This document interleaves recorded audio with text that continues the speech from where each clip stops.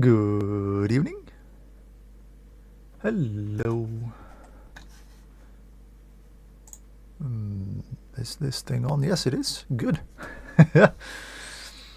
Welcome along to RaceRoom, a racing experience. Now that's a game that I haven't played in a long time. And now the entirety of the game is free to play.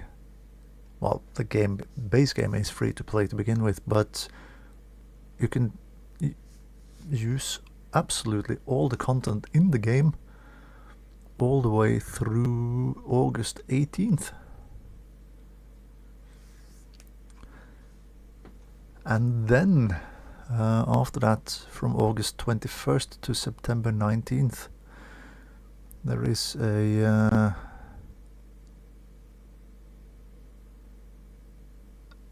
a big sale. So but I figured it's been a while since I played RaceRoom properly. I have already clocked 235 hours in the game altogether. But it has been, I don't know, 4 years or so since I played the game properly, if you like. Because we did have weekly races at Race Department as it was back then in RaceRoom. But the game, well, the players kind of left the game. So we kind of just stopped driving, really.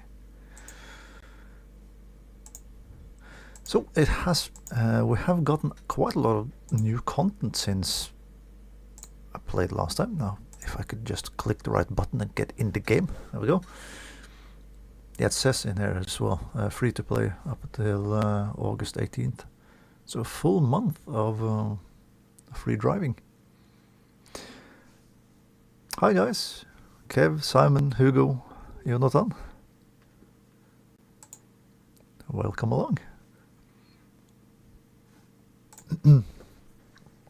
So yeah, everything is free. So let's have a look at the car classes. There is quite a few car classes in here, as you can see. Of course, you have GT Masters 2013, 14, 15 could probably be grouped together as one. GT Masters 18, 20, 21. You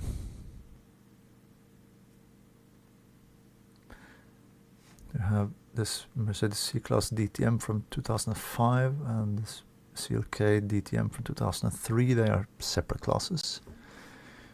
DTM 1992 is one of the classes that I've driven the most. I do have quite a few videos of the club races from Race Department with the DTM cars on the channel. And of course, you have the game being centered around Germany. You have a lot of DTM stuff. Of course, 92, 95, 2013, 14, 15, 16. And then again 20, 21, 23 and 24.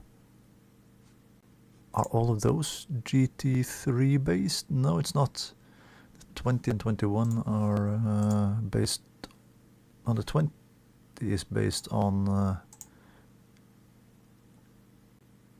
the Class 1 cars. That's the last year they used the Class 1 cars, and then it's the GT3 cars from there. German nationals, Mercedes stuff.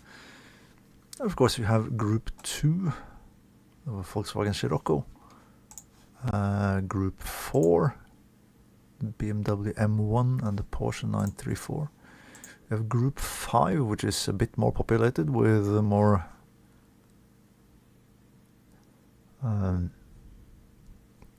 I almost want to call it prototype-ish cars with the wide wings and the big, or the wide fenders and the big wings and all that.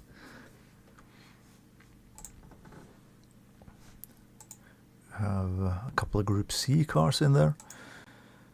So, and of course, this is also based on Race 07, I think, as part of the backbone of the game.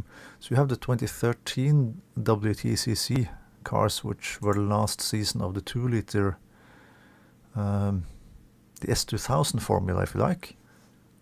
It's probably my favorite era of it. And then they went to the TC1 class for the years afterwards. So 14, 15, 16 and 17 of the World Touring Car Championship. And then, of course, WTCR from 2018, 19, 20, 21 and 22. So the touring car content in the game is massive.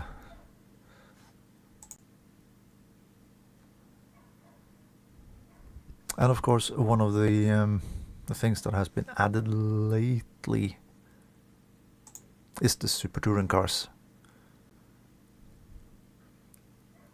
So many of the classic Super Touring cars are in here.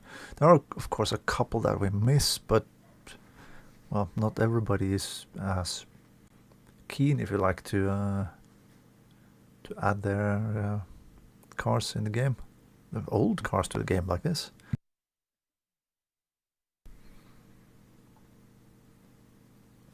Yeah, I'd say that RaceRoom is healthier than Rennsport indeed. And the game is really nice to drive as well. TC Cup. And it's also TCR cars. Oh, look, Hugo. Opel Astra. How nice.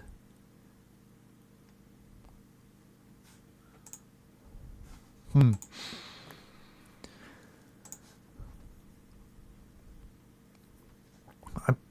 don't quite know what I want to drive actually in all of this. I mean, let's go with the TCR cars because they are quite new.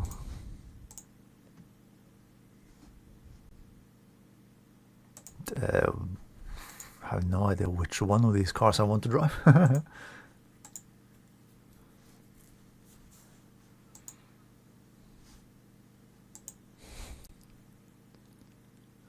The Lada Vista.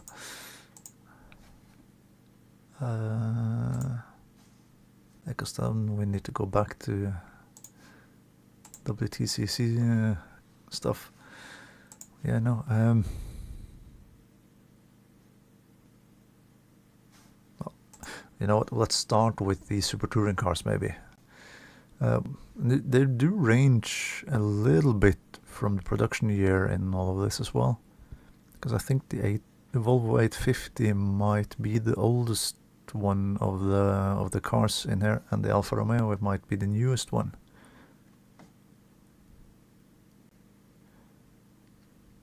But you know, I do have a passion for for going with Opels. Quite a good number of different different liveries in here as well. Oh, nice. Rolf Ur, who was driving this this Opel Vectra in the STCC, the Swedish Touring Car Championship back in the day. He is one of the drivers that we usually drive against at Montauk Park in November.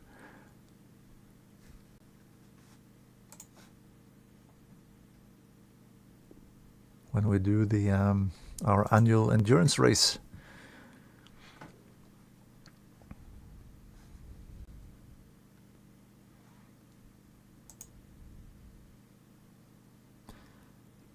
The Audis, I don't know if the Audis are four-wheel drive or front-wheel drive in this game.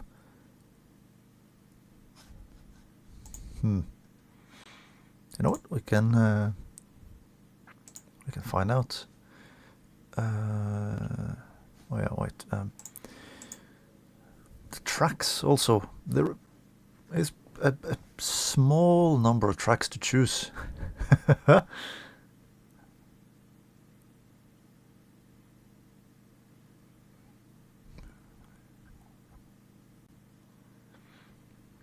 64, 65, 6, 7, 8. Well, there were 69 different circuits and a number of layouts to choose from as well in all of this.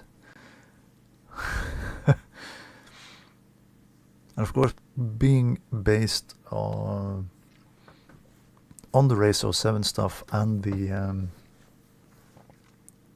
and in Germany, you have a lot of the Swedish touring car championship circuits, like Vålerbahn in Norway in the bottom left. You have Anderstorp, Mantorp Park, Falkenberg, Ring Knutstorp.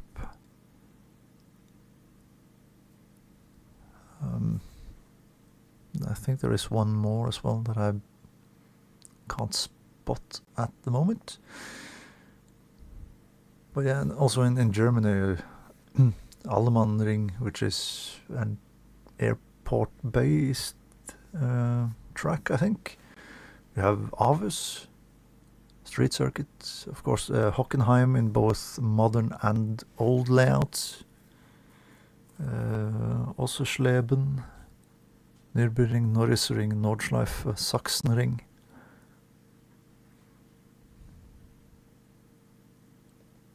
And you have a few other interesting circuits that you don't necessarily see other places. Fliegerhorst Diepflingen. You have like Suhai, Zhejiang, Ningbo in China.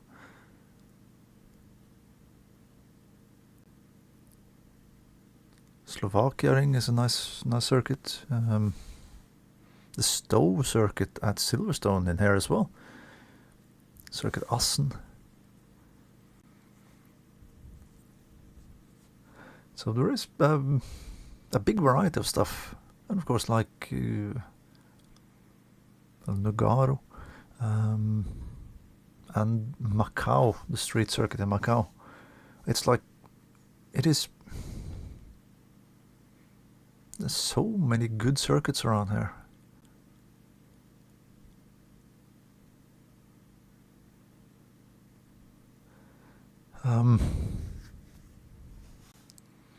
No, super touring cars, where do we begin? Yeah, let's try Allmannring in Germany just to see what it's like. Let's add AI. There is supposed to be a button where I can just add all of the super touring cars. Ah, there. But then auto fit 35 cars to the grid. We've got 5 cars from each brand. That's nice. Apply. So let's get racing then.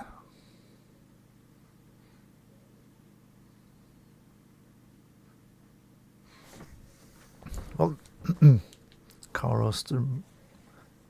Yeah, but some of the car classes are rather thin indeed, with like 1 and 2 cars in them. But then you have, yeah, like the touring car classes, for instance, with a good number of cars in them.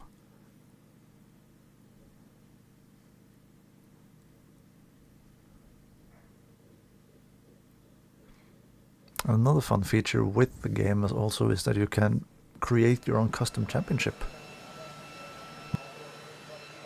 And I think you can also make a multi-class race on, well, pretty much every track there is.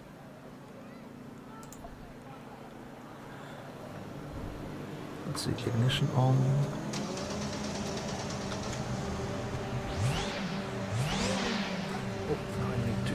increase the volume on my game.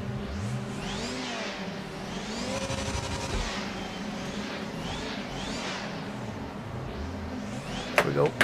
Because now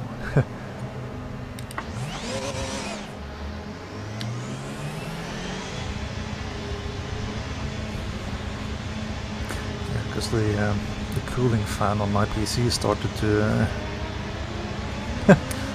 rotate.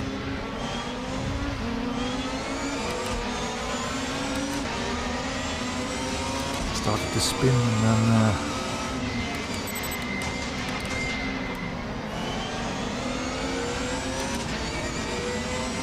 my speakers were not loud enough.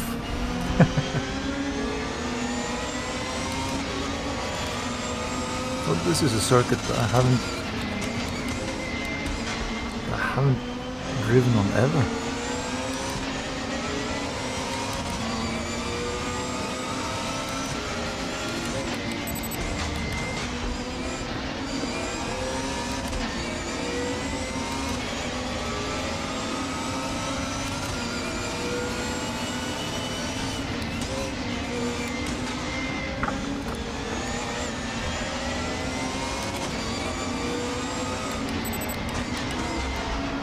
That wasn't quite the Surface Paradise chicane.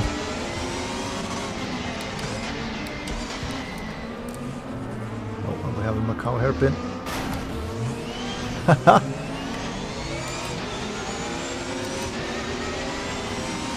Okay, so we might need a bigger steering lock for that.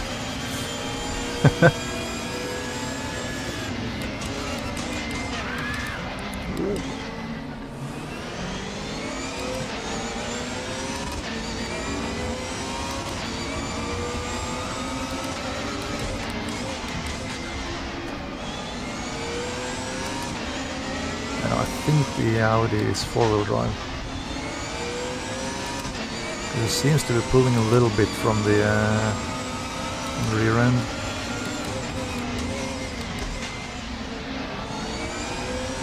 Yeah, it must be. Hi, Tadia. Welcome along.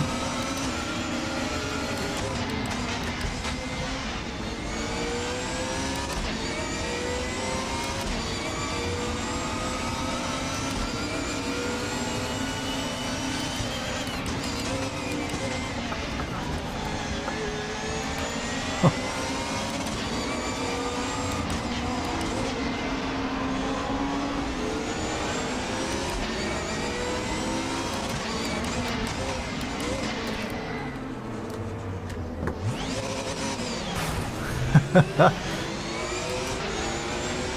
we need some more steering lock.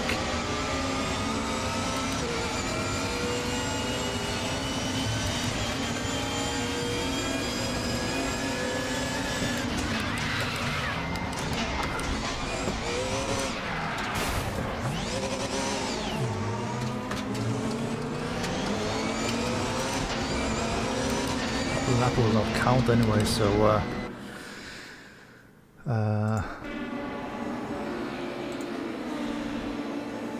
no, that's not where I have to go in the car setup. Hi, Paddy. Steering lock. Let's go to 19 degrees.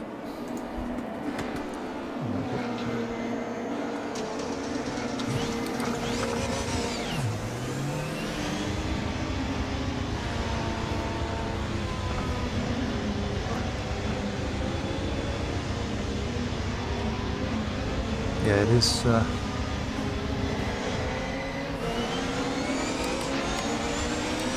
overpowered spec Quattro. No Audi.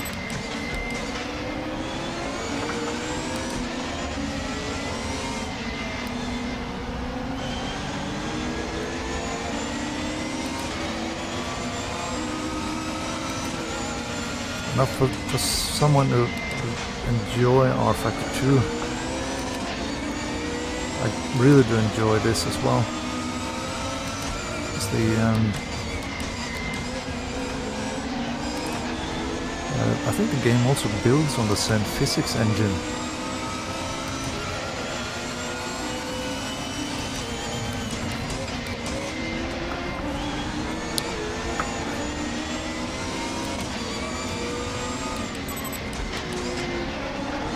So the force feedback and the way the cars move and everything just feels very familiar.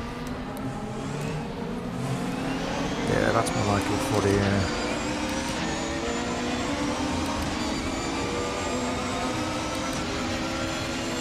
it's R-Factor 1 physics engine, of course, yes it is. Based on the icy stuff. So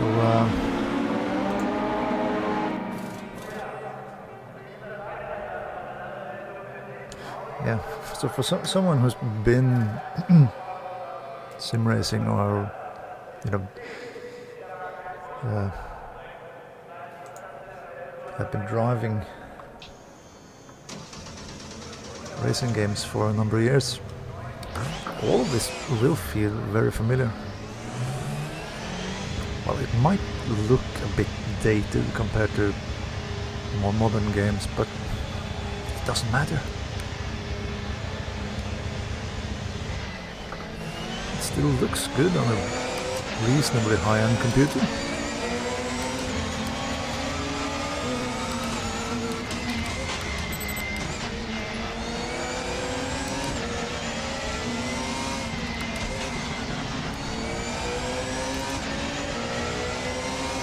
So we've done a 5-minute practice session. Now we have a 5-minute qualifying session.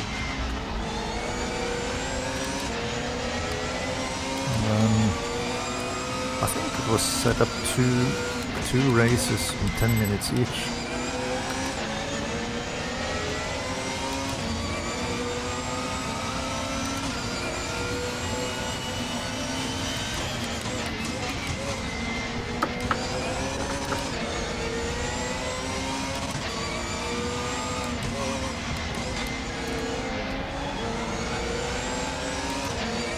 Oh, it was lagging.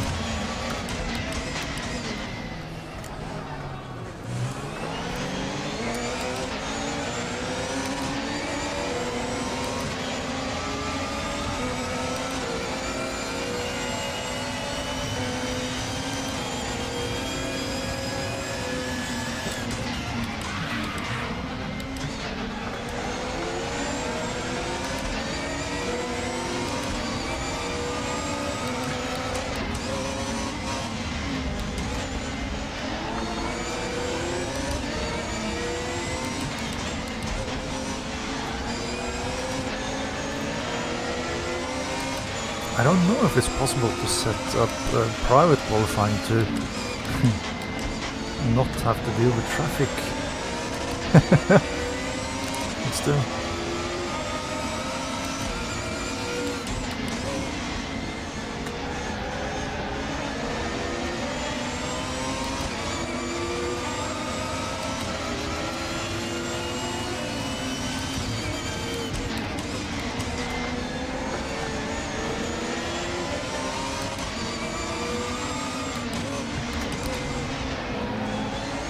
R-Factor 1 is based on the Sports Car GT physics engine, I think. Good exit out of the hairpin there.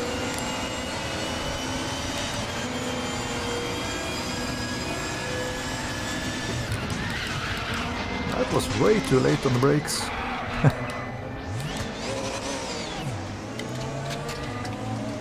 Cutting the track. Where's the button to look?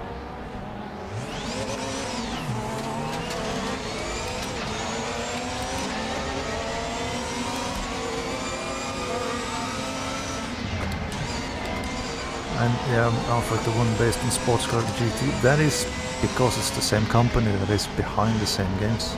But Ole is the one who really knows that end of the story.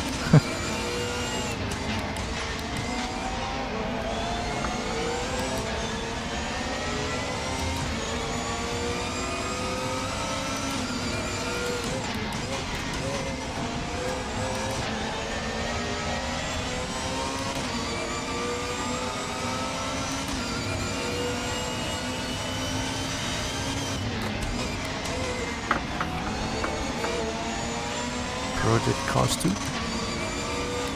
Oh yeah, PC 2, yeah.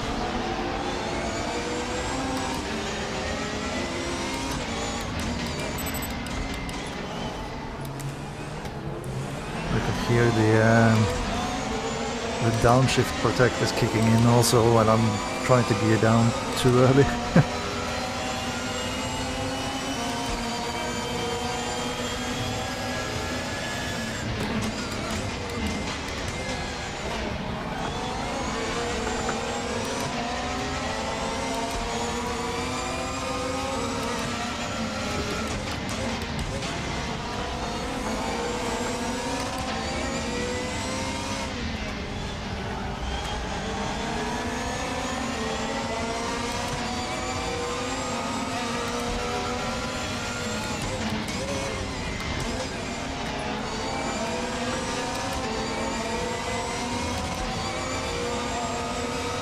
Yeah, the motor racing looks good.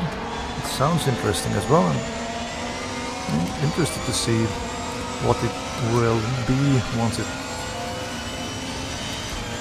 it's released.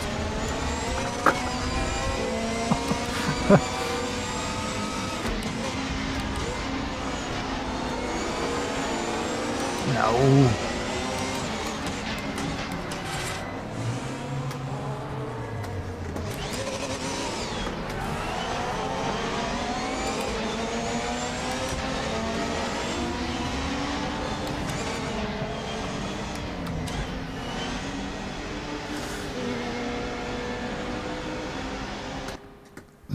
Well, pit stops are also a part of the game.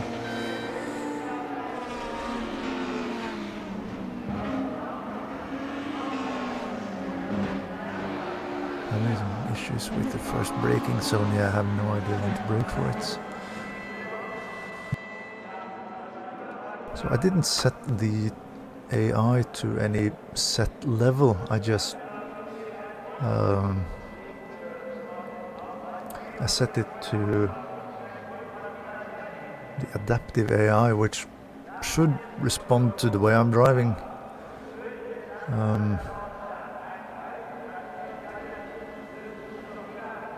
To set the difficulty from there. So it has learned from my erratic driving, because there are quite a few cars behind. There are more cars behind than there is ahead.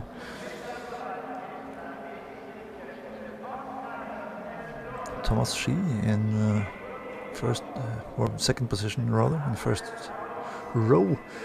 Right, skip session. Let's get to the end of that and we get to the first race. Interesting to see how we do.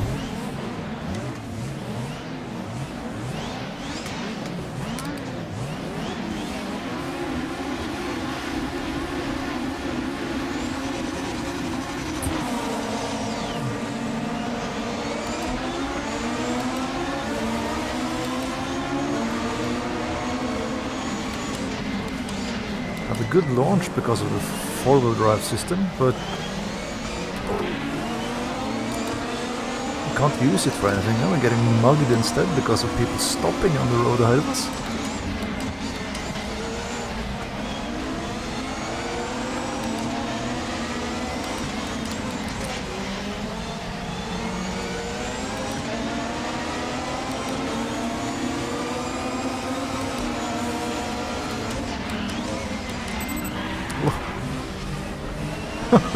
Well, the AI is really aggressive, that's for certain.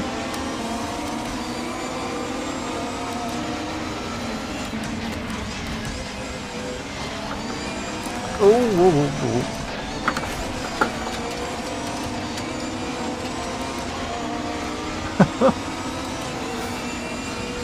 Oh!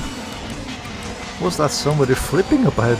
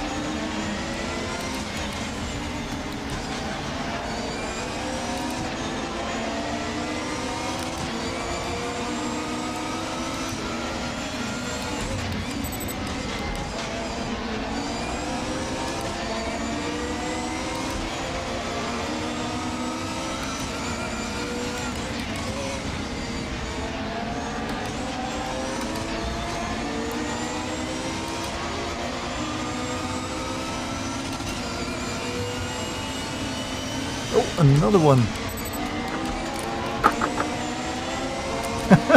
I'm not the only one who's jumping through chicane.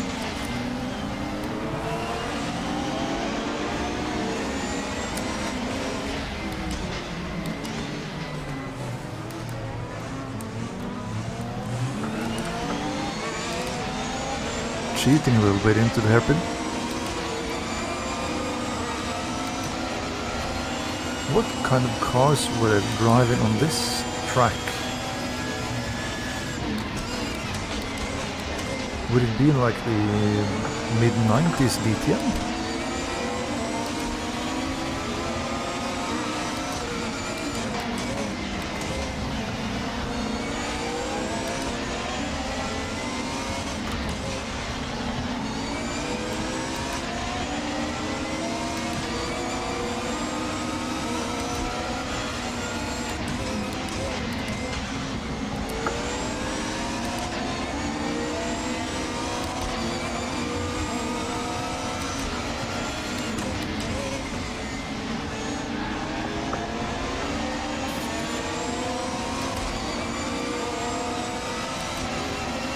So the Calibra and Alpha 155 on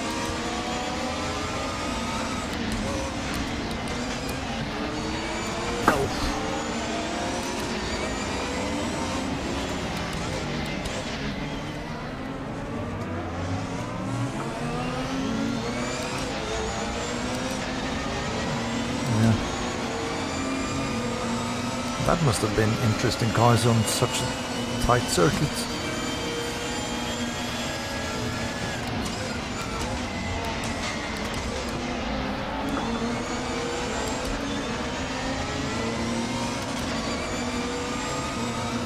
About halfway through the race now.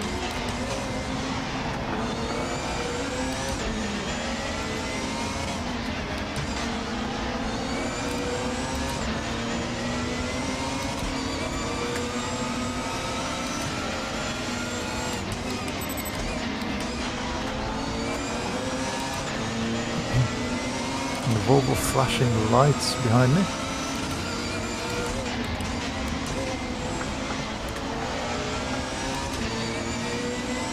Signaling his intent very early.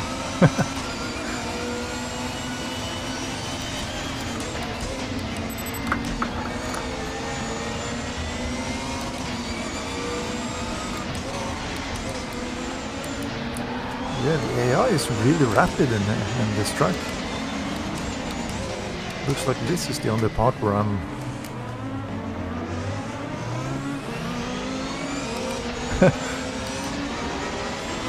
faster, and that's only because I'm cheating in the braking zone there instead of just staying in the queue.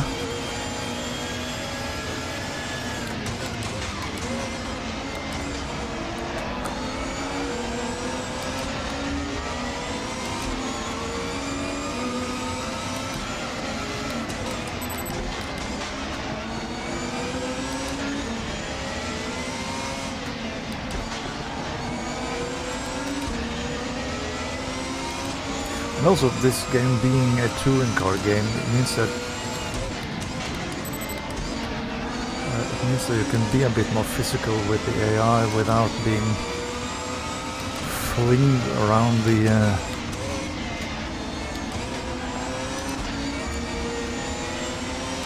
walls, or being thrown far off the track.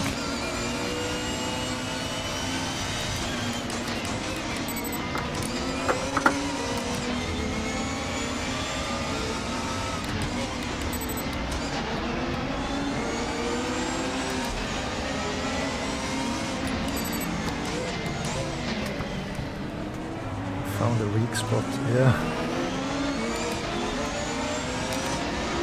I guess that hairpin would have been like the,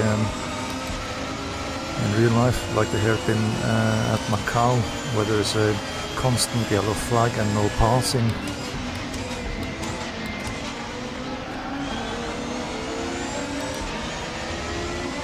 In order to not create a full bottleneck.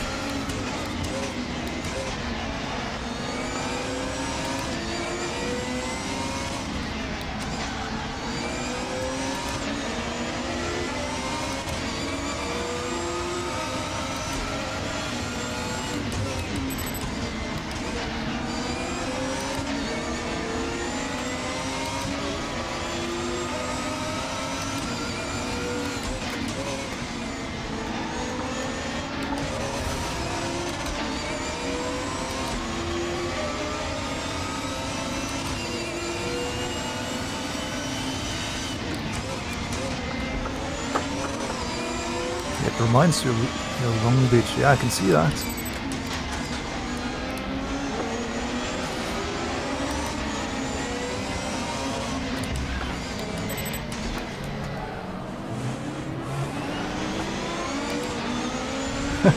Firing up the inside. I think there is a reversed grid for the last race as well, but I don't know.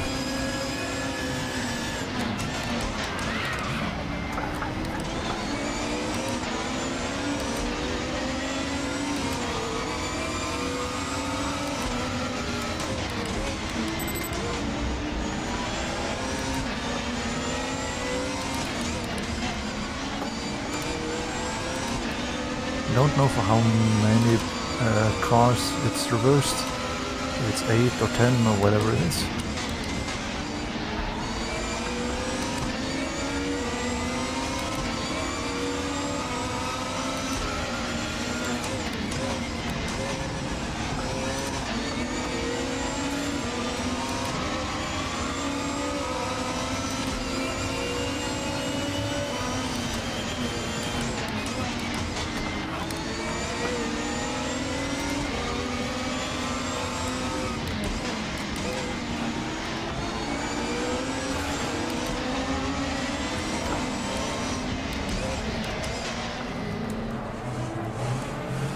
I might be abusing the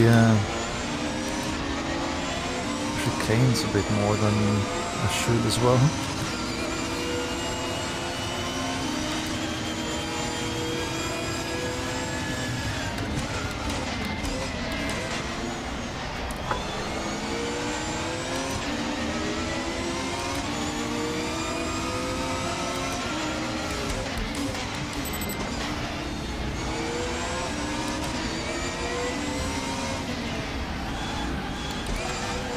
Touched inside.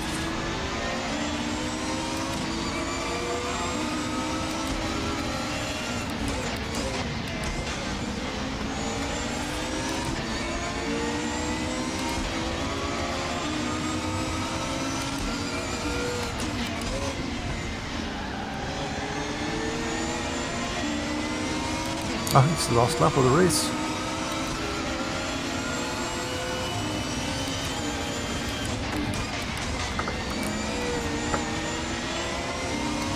Just realized.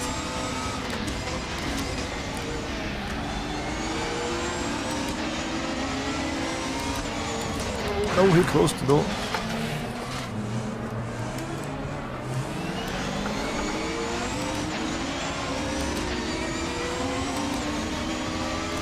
Hi, Richard.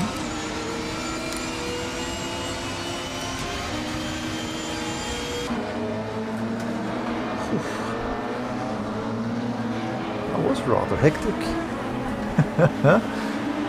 Looking at the lap times, I think I am the third fastest.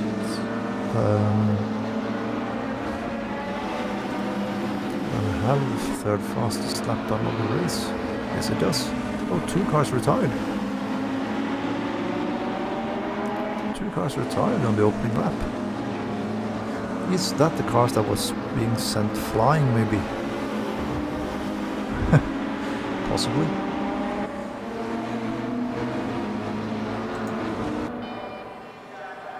Yeah, Richard, I'm driving RaceRoom.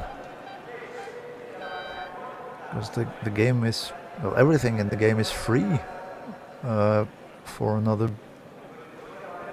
week and a bit. Yeah, it was top 8.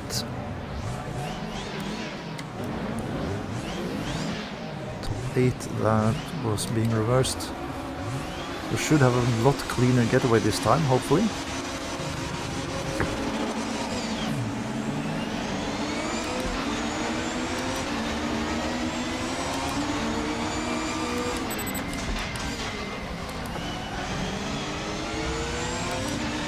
Not the best initial launch. Oh, chaos unfolding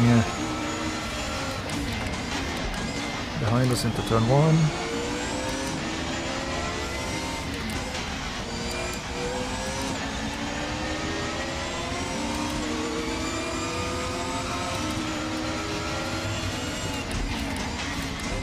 Right now I'm in the Audi A4 Quattro in the Super Touring Car class.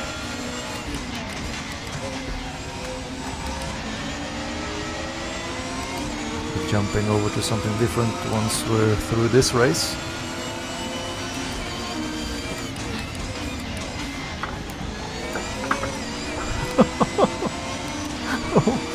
Almost flipping the car over.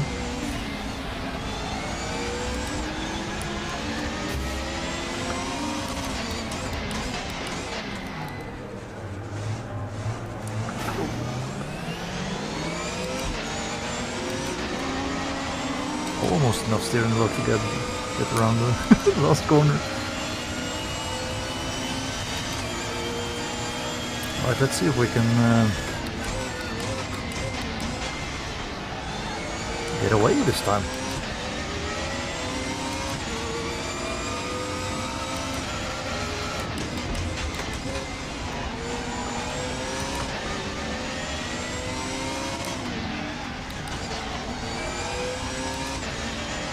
Volvo's a good car. Yeah, the Audi is a very good car as well. Especially in this one with the four-wheel drive.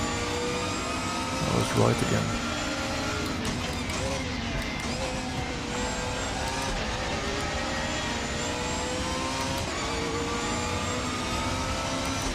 Helps quite a bit with the traction in the corner exits.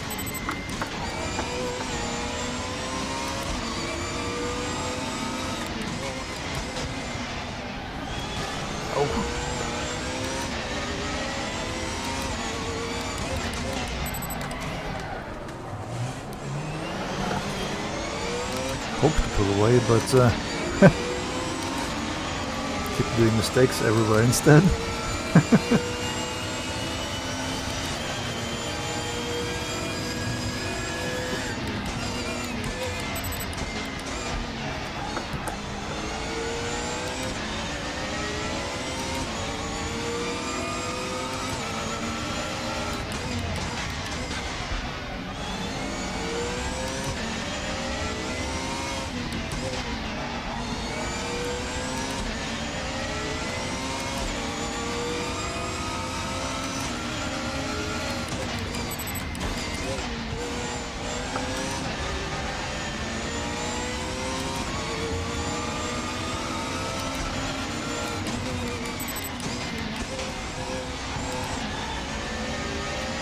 Volvo going in super aggressively behind me.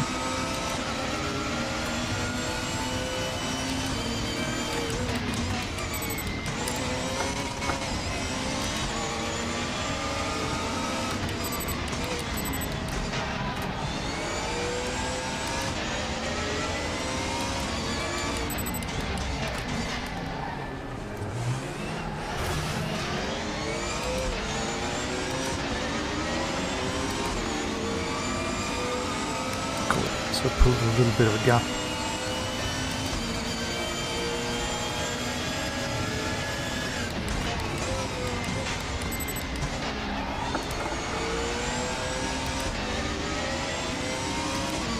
I keep trying to downshift way too early.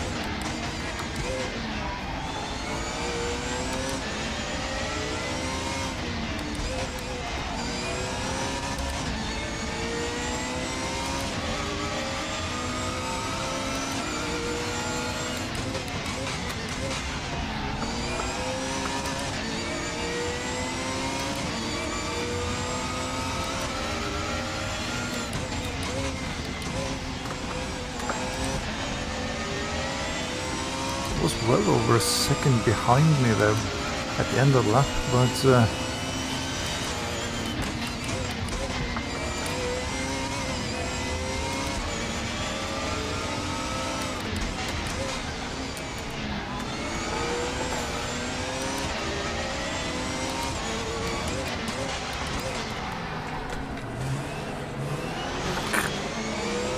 tried to pull the handbrake.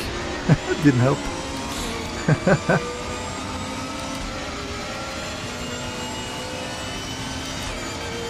But this is really hectic stuff.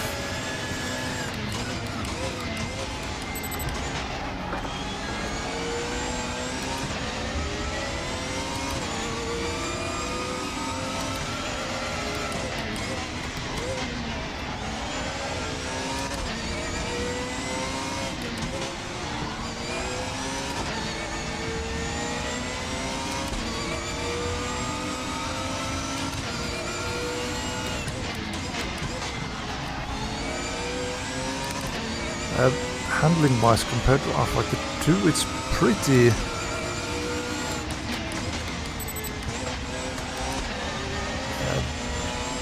similar in a way. Of course, this being four-wheel drive and not like the front-wheel drive cars that we use in R-Fighter 2, it's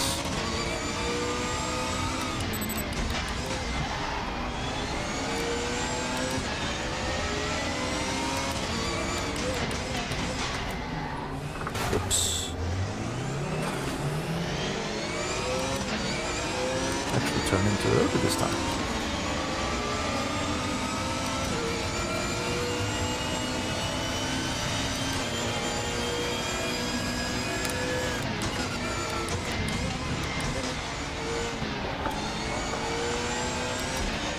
With both of the games using the same kind of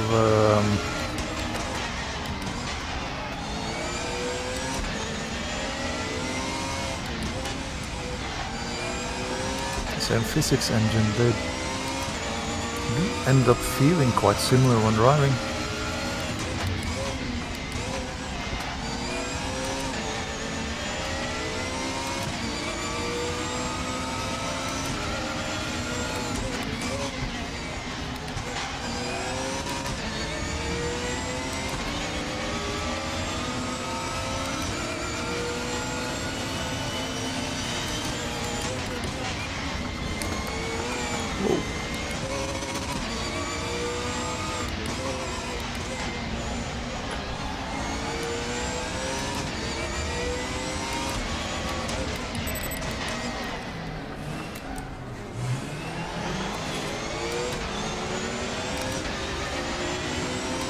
Two more laps then before we're at the finish. It looks like there are a couple of cars that has retired from this race as well.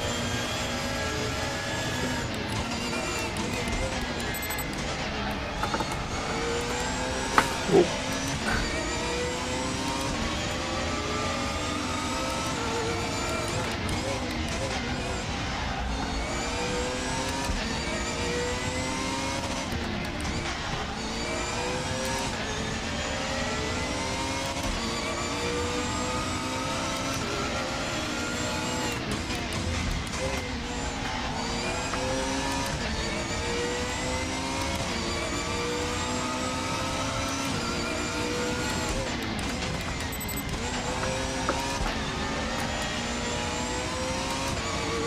Of course, I'm also driving without any damage, fuel use or tire deg.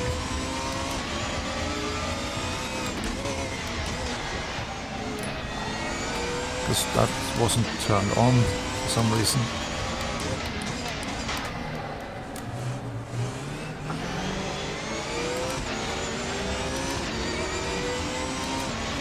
So the car is just as grippy now as when I started the race.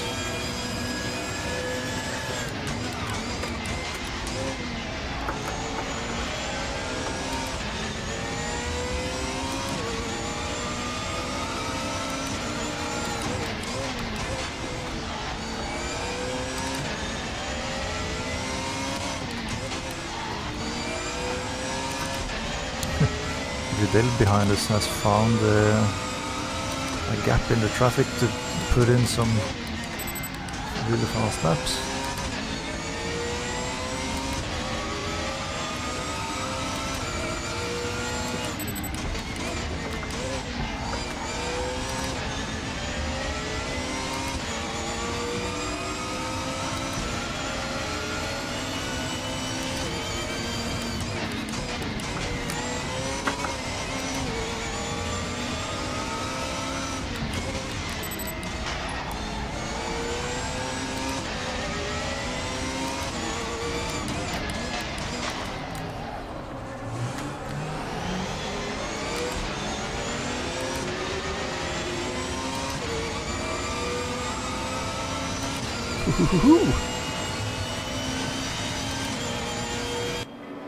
And across the line,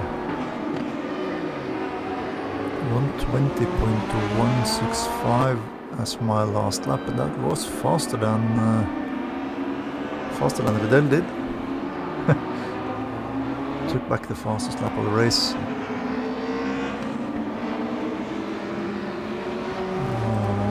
Let's see. Yeah, two cars, the same two cars actually. DNF this time as well.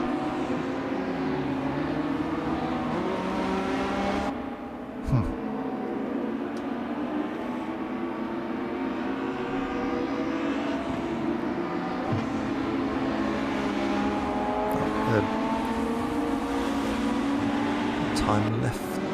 Oh yeah, of course, because there's always a timer at the end of the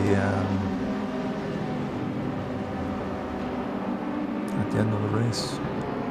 What happens once it goes out? Nothing. Okay.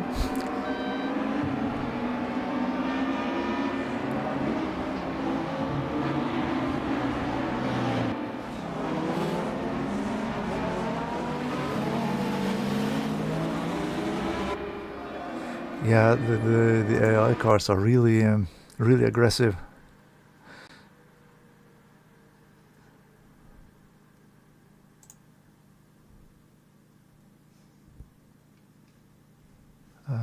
Does it say? Custom rule preset.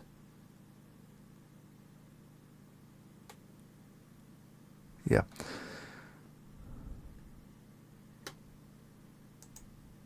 Well, what else do we want to drive? Touring Classics. Oh, yeah. Volvo 240 and stuff like that. What? Sorry. What's in the DTM 92 class? Ah, yeah, the Omega. I used to drive the Opel Omega and the Mercedes 190 a bit, alternating a bit when we drove these in the club at race department. These are some great fun cars to drive.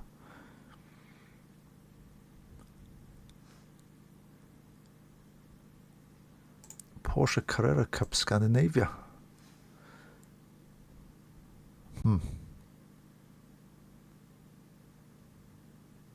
Felix Rosenqvist.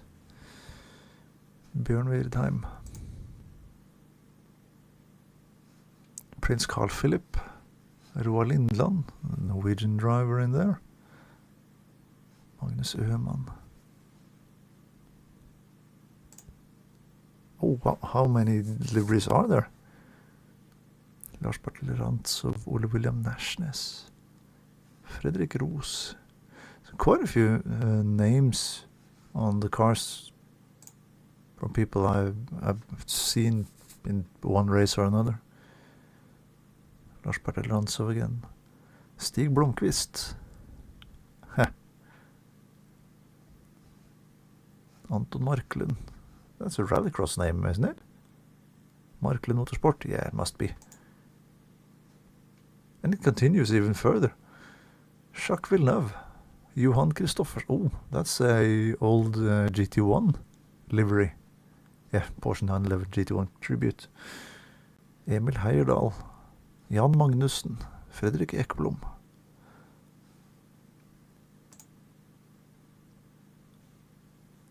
Erlend Johan Olsen, Felix Rosenqvist again. That was quite the number of liveries in that one class. Praga R1.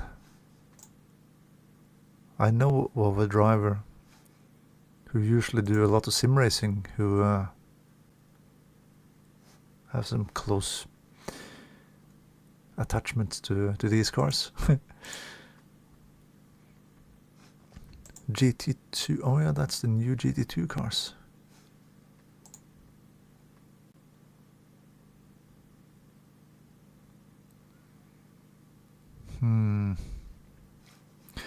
Let's go with the 95 DTM cars then on the next race.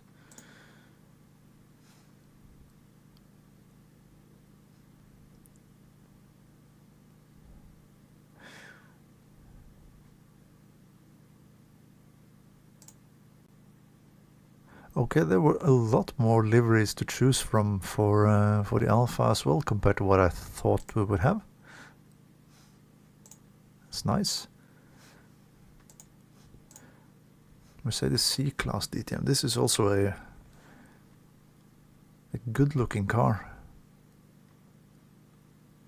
I remember seeing the yellow C-Class when I was a kid. I was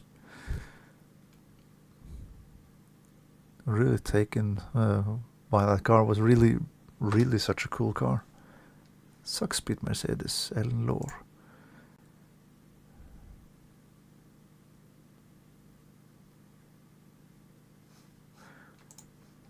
The Calibras don't have that many liveries, but that is because they weren't that many of Calibras driving, was it? JJ Leto. I have a model car in 1 to 18 of that Cliff Opel Calibra.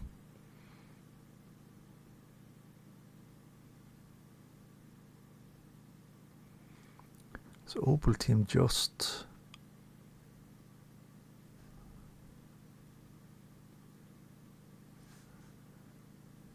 Ja, där är från Kitty. Manuel Reuter, Keke Rosberg, Klaus Ludwig. You know what? Let's go with the Mercedes. Let's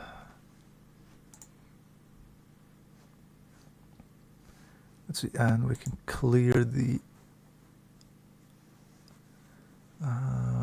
opposition, and we have DTM 95. That's that one.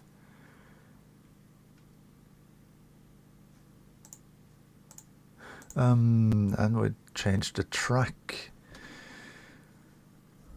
Now, where could it be fun to drive?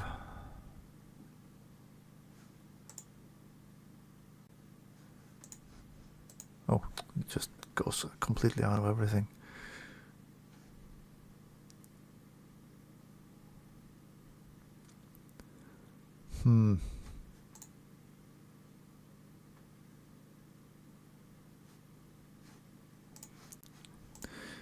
The airport track, maybe? Moscow Raceway. Is that the... Yeah, I do remember this one, this track actually being quite fun with the modern DTM cars. Well, the modern back then. Suhaya Motegi. Oh, Motegi, that's a good call. What's Twin Forest? Oh, the Twin Forest, that's a super... what do you call it? A super special rally stage. Yeah, no, Twin Ring Motegi, that's a good call. Can we fit more cars in there? Yes, we can.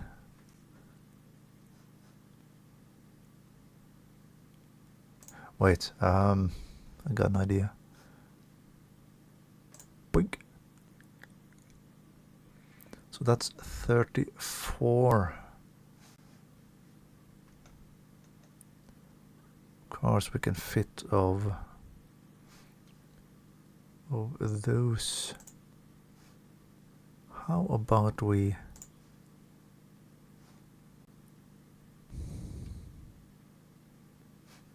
Oh yeah, because that fits everyone. Right, well, let's do this again, and then we go.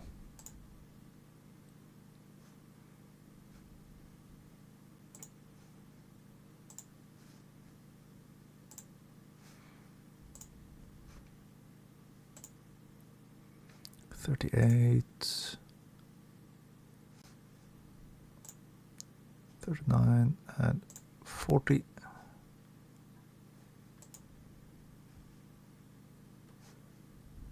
$41. There we go. Now we have 41 different cars. Do we go with the same again? I think we do. Or let's...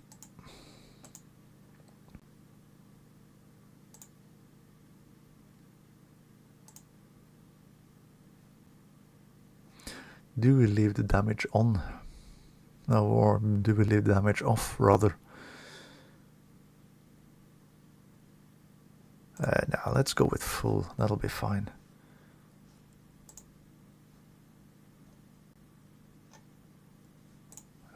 Noon is okay. We'll go with the same, sorry, the same kind of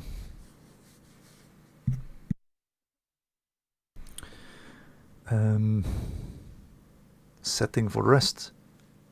Now the Mazda MX-5, that was really a really fun car to drive in this game. I've driven a little bit of that online ranked, and one of the rookie races was with the Mazda. It was a really fun race.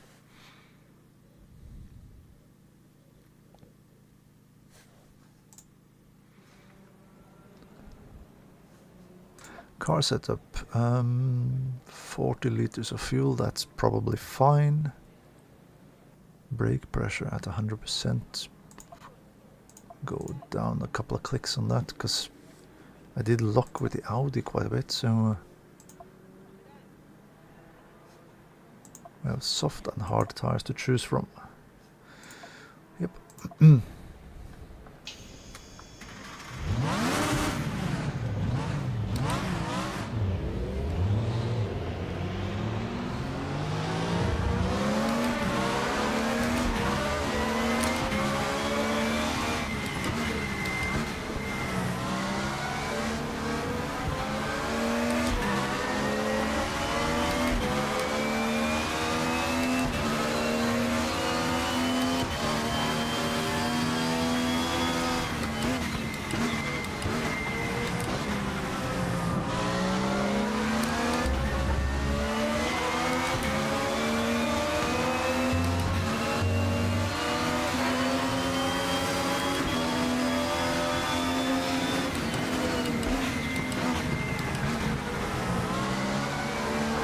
This was very different to drive.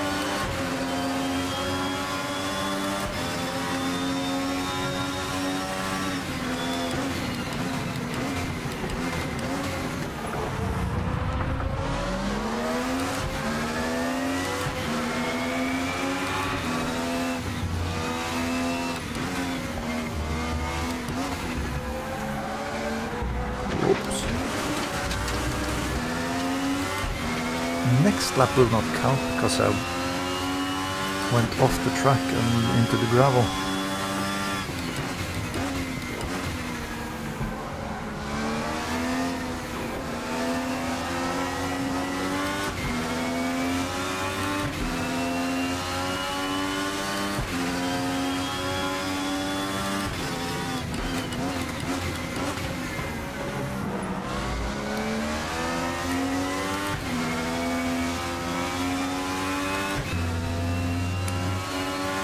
I do remember with the 92 DTM cars,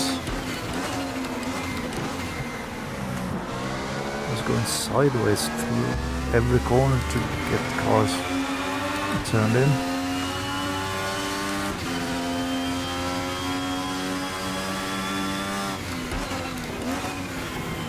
Very difficult to drive against, but very spectacular to watch.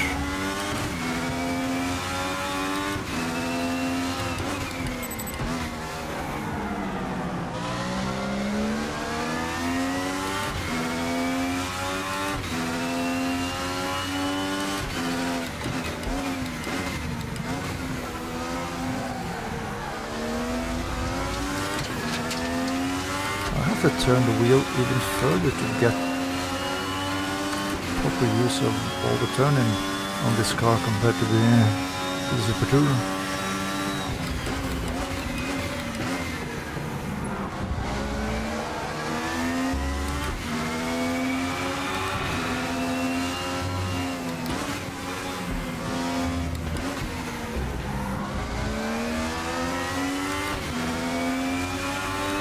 One thing I do here is that the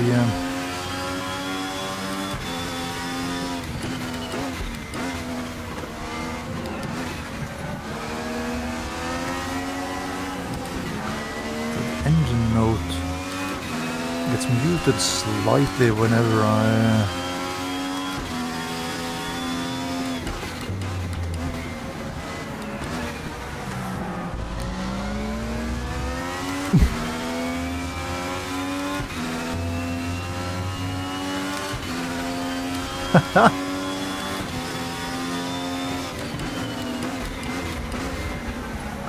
okay, I'll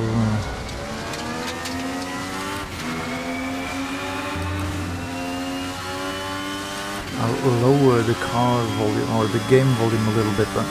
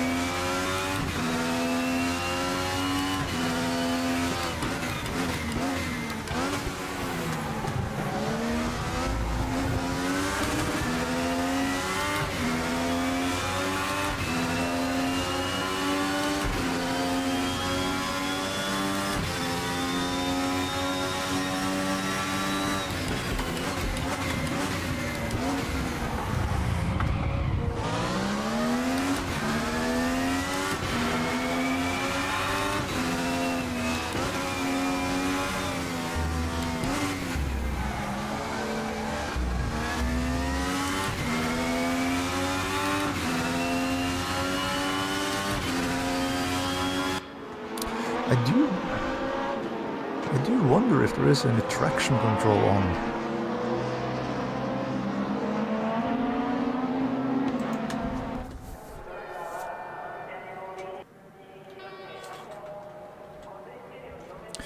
Let's see if we go into OBS thingy and then we tune the game down a little bit, like so. And that's the game.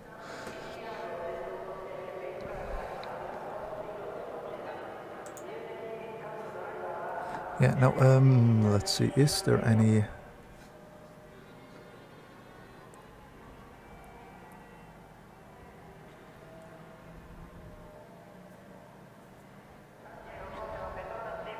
okay, let's go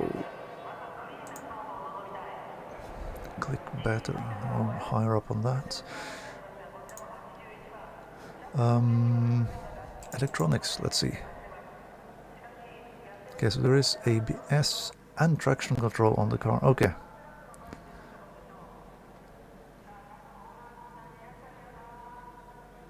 Wow, I'm used to traction control level 1, 2, 3, 4, 5.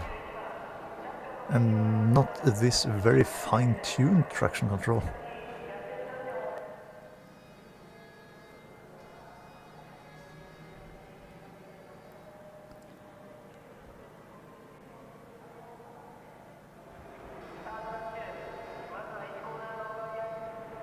Yeah, okay, well.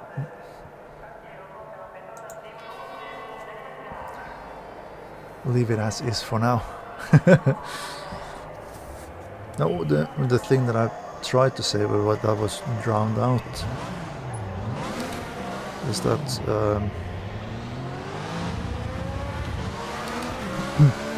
I think the sound of the engine is slightly muted whenever I'm on the rumble strip.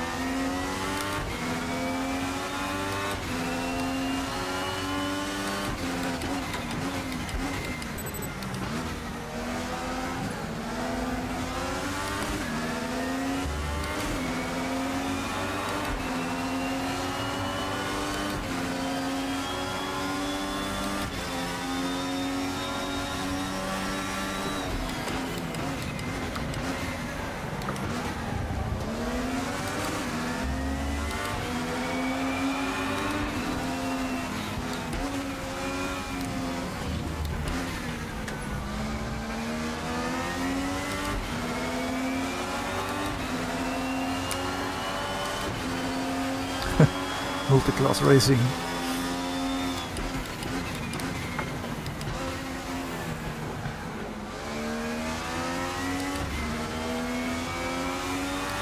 Yeah, I figures there is a lot of stuff to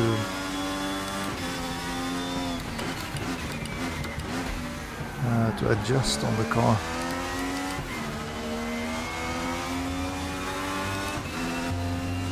Because they were really sophisticated machines.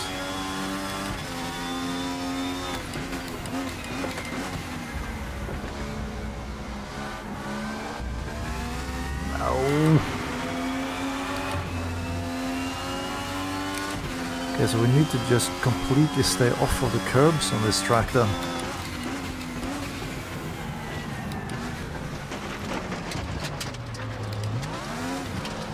Oh, the gravel trap really did stop the car.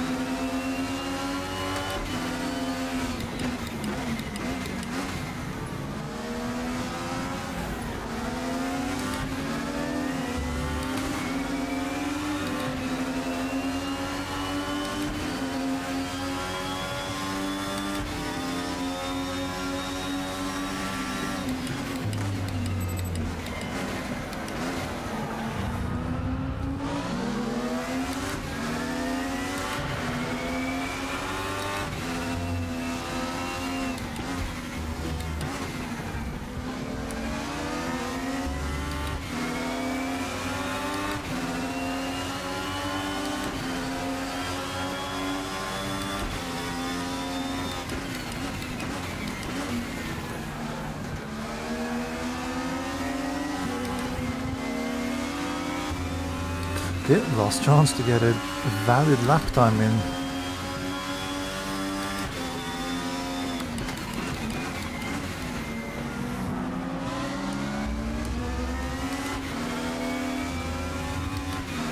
Of course, it would help quite a lot if I could just brake in time.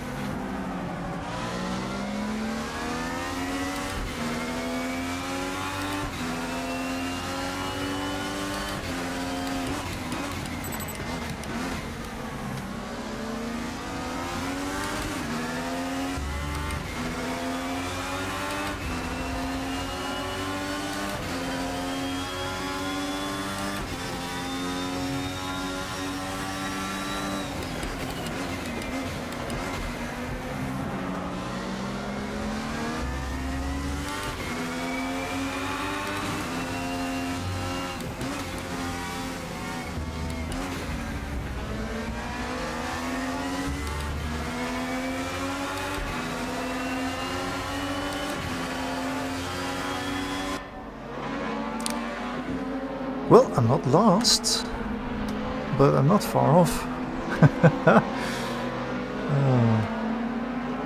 At least we did out-qualify the older cars.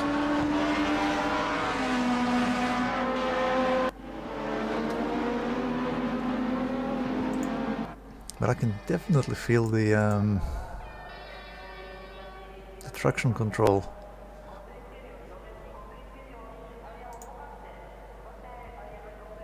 Stopping the car's movement forward.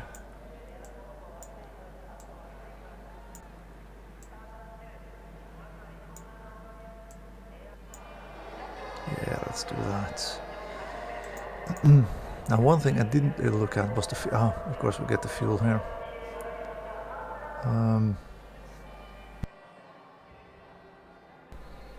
2-minute lap time, so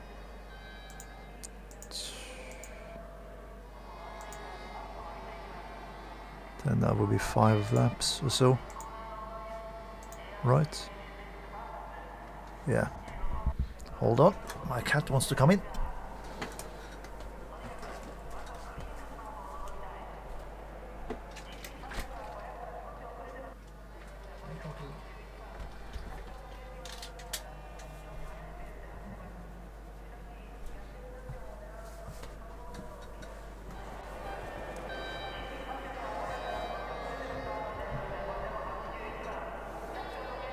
Oh yeah.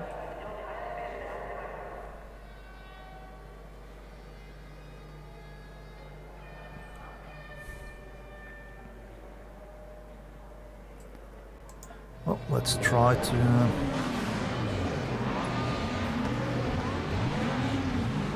see how this will go then.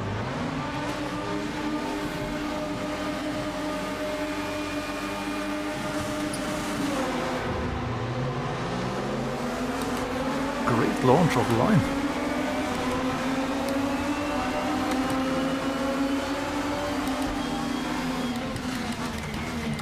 Oh, somebody was sent sideways up ahead.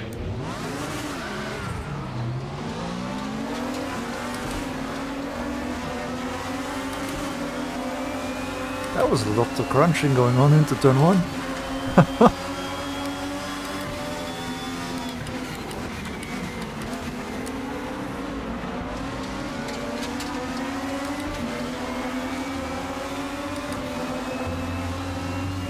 The launch of the line, that was a lot better than it had any right to be with a rear-wheel drive car compared to the four-wheel drive cars.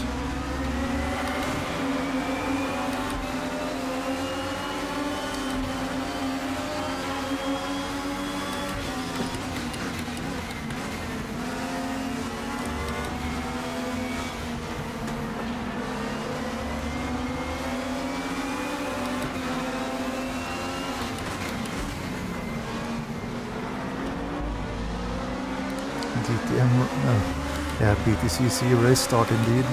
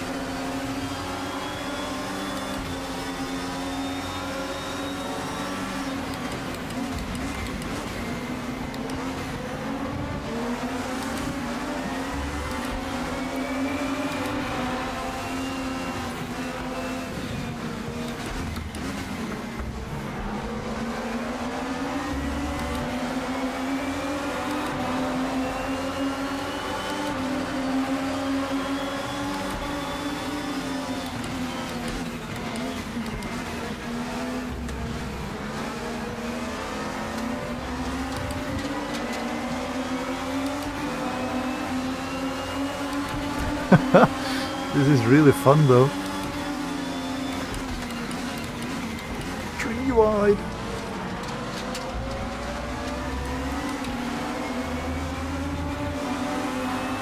Cutting the track.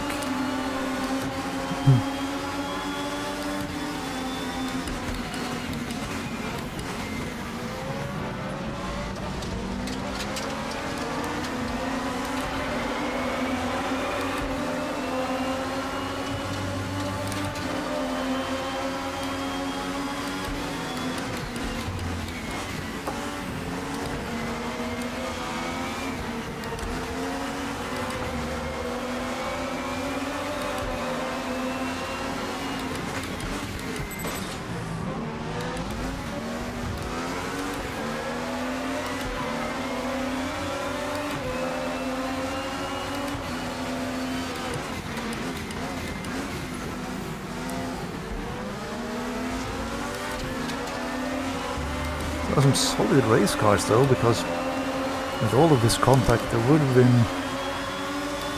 a lot of damage incurred.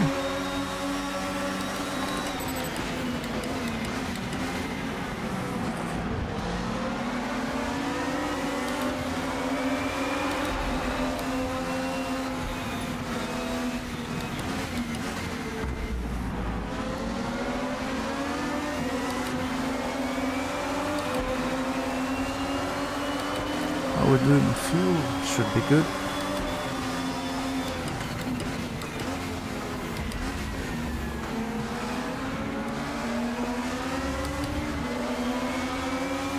I think the top 10 cars are the cars that score points.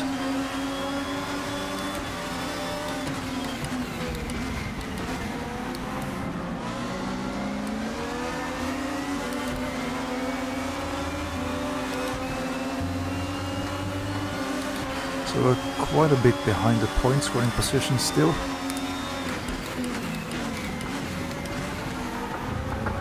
Oh.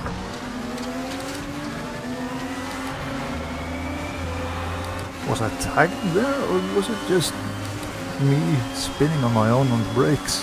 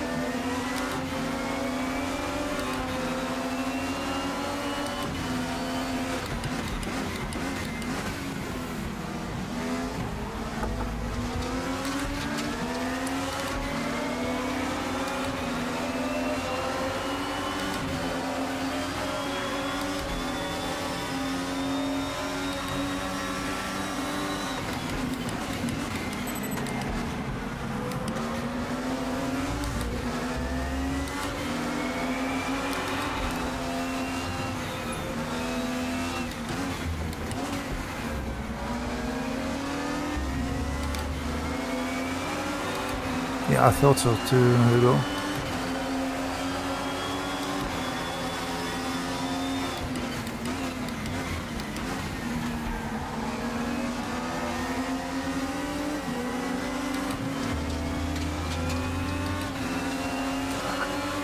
Didn't get the car slowed down enough for turn one.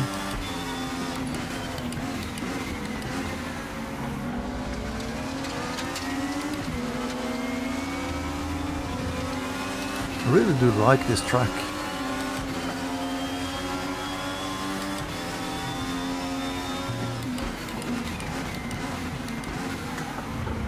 Again, way too late on the brakes, so that's not helping. So lost that 18th position again.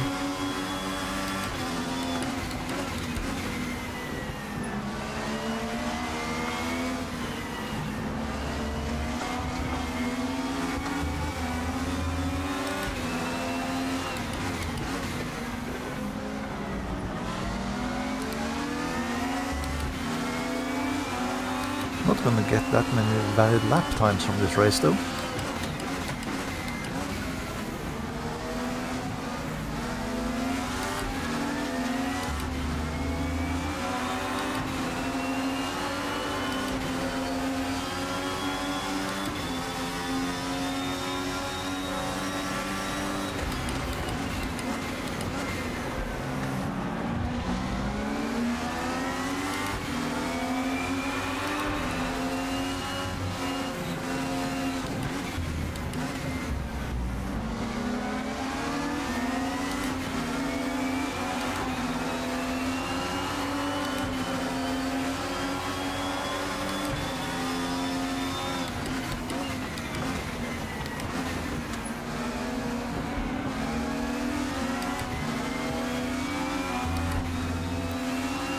And we don't have the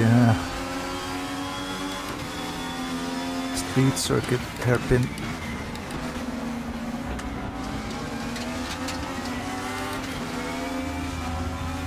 To cheat the AI through either.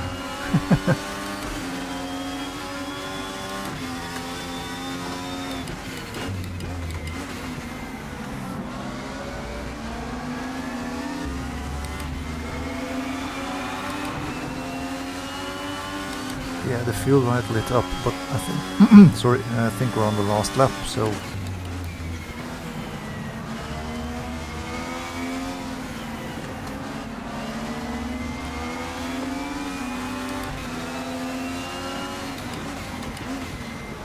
think it's all good.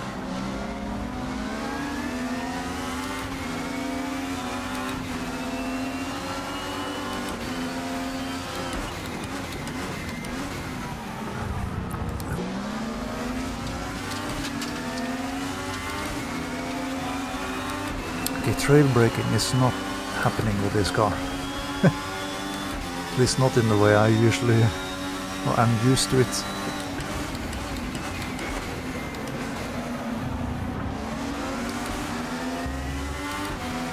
No, we're gonna do one more lap.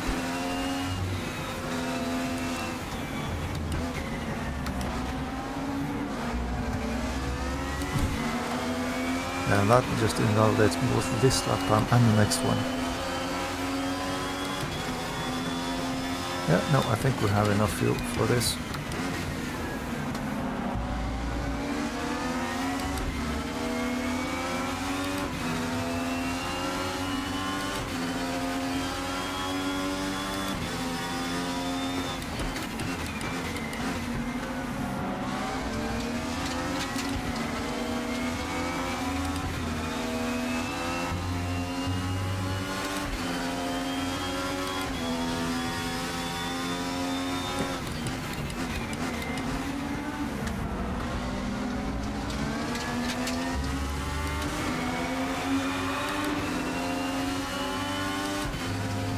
The AIs are, the adaptive AI thingy are being trained by my driving.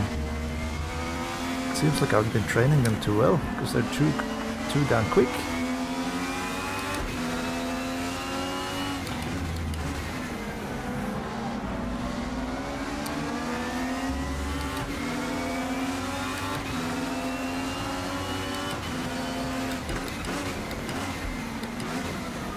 I just realized that the Alpha behind me is Marco Allen.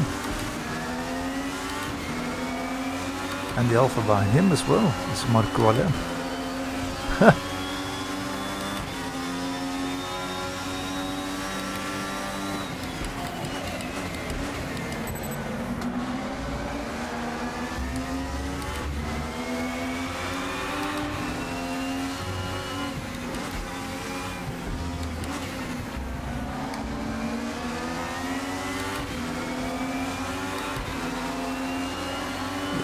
Really just left and across the line, so that's perfect.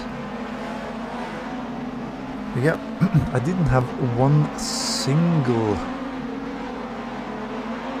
valid lap time in the entire race. And it is indeed the top 10 that score points. Well, it's only half a minute between the last of the newest cars compared to the first one of the oldest.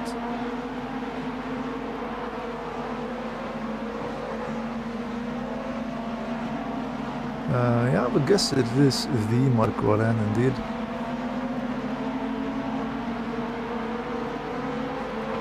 They might, of course, have added,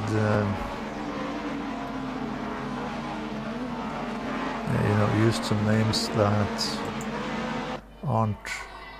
weren't driving the cars in real life, just to have enough cars on the grid without having everybody being like Gabriele Tarquini, like 17 different liveries with Gabriele Tarquini on them, for instance.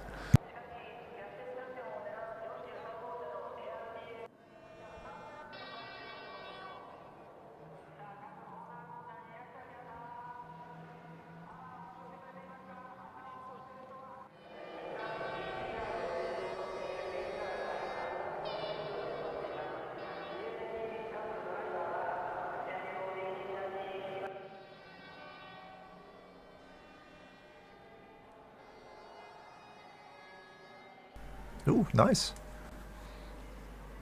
That's it. One thing I want to do.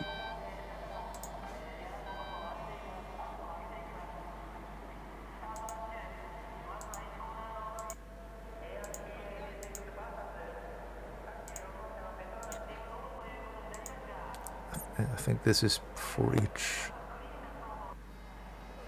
gear or something.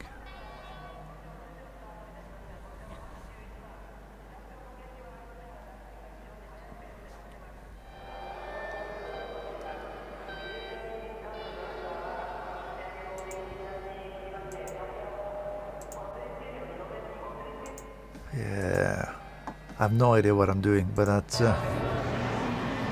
probably be fine. So let's see if we can advance even further up the field this time then.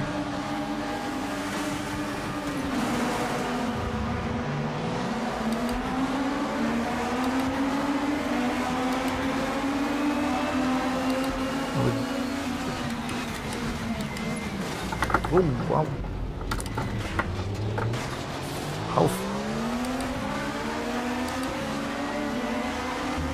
How far off the track on the inside do you go in avoidance of things happening on the outside of the corner?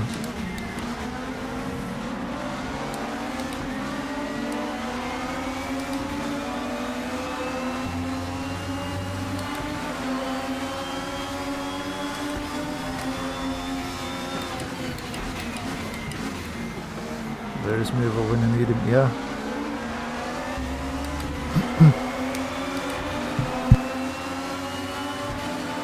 He's playing the new Battlefield beta, I'm thinking.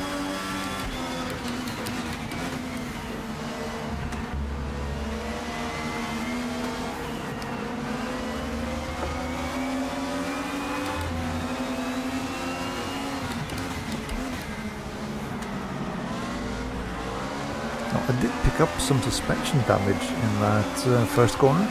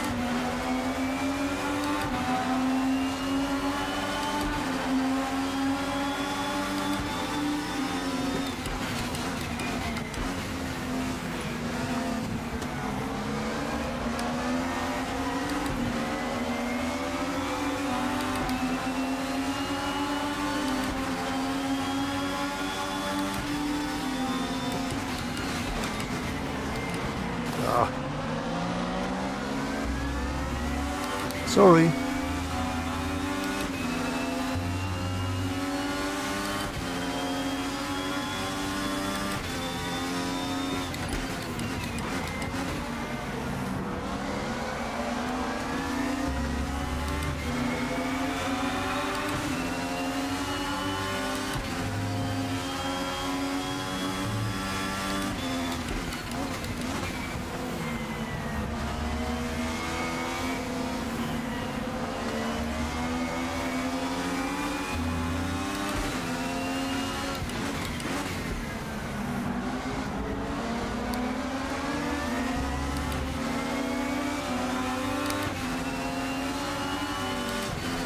Yeah, I did.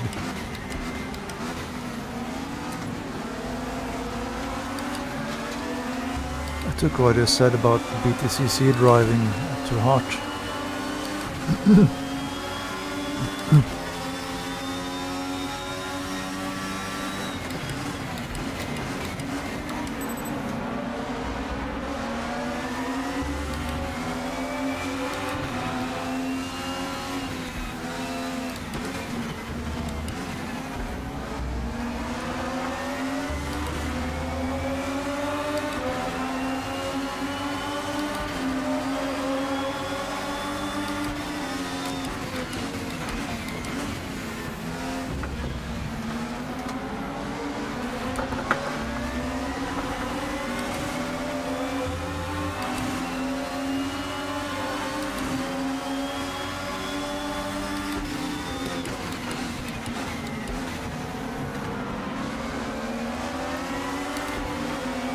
Have to be thanks. Oh, yeah. Oh, come on! Not one single curbing can be touched.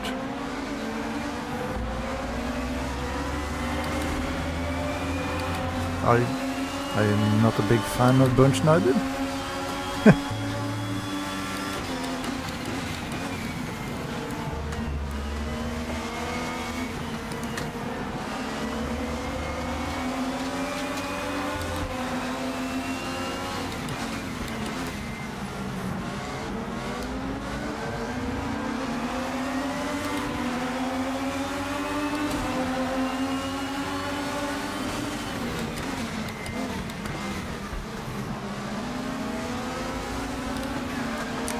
No. 3 wide going into the last, or into the hairpin. And I get a really good exit in the car ahead of me. Does not have a good exit, so I just help him move along instead.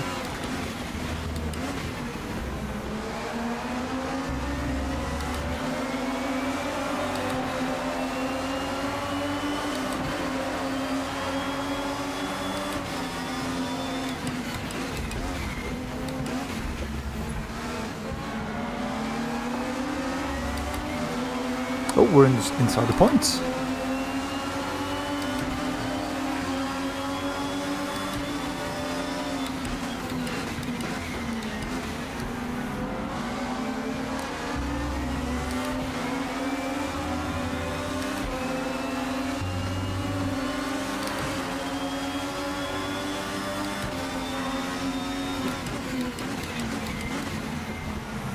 Too late on brakes.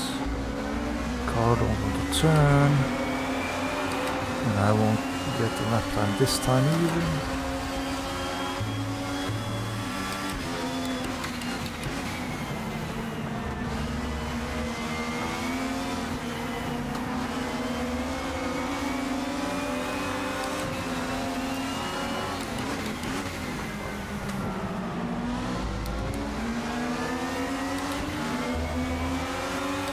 Good run out of the corner.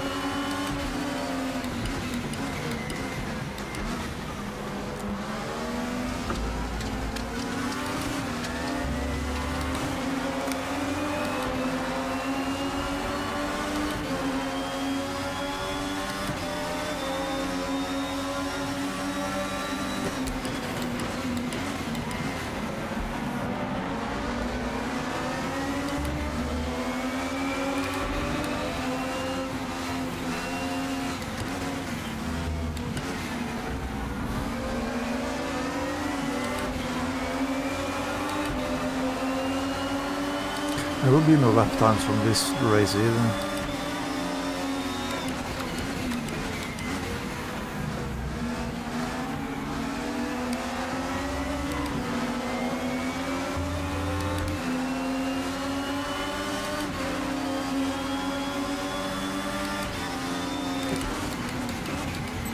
No.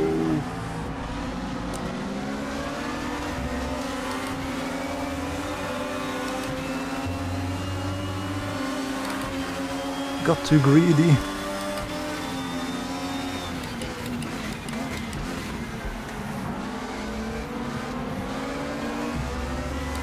One and a half minute left of the race. This will be one more lap then.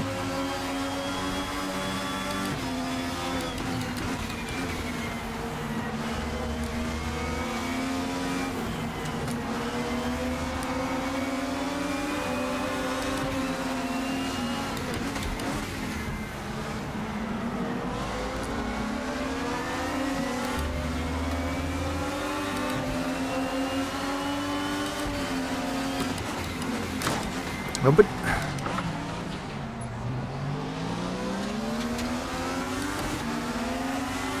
how early did he brake?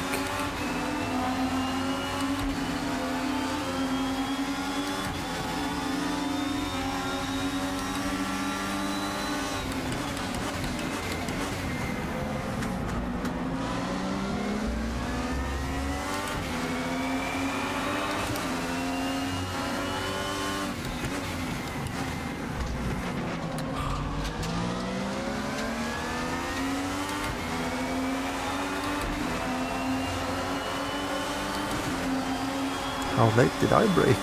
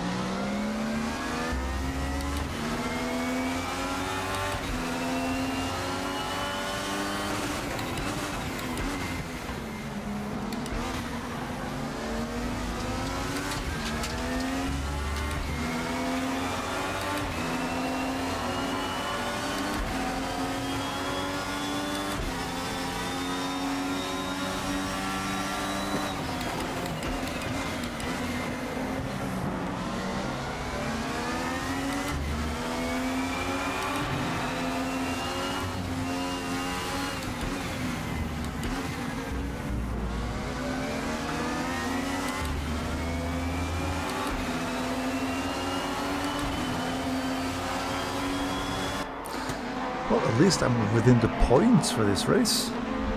Yeah,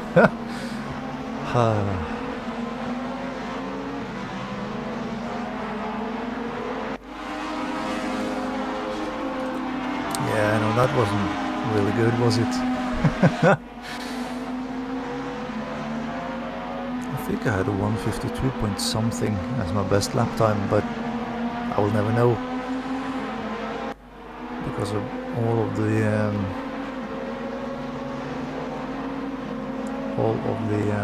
laps being eradicated.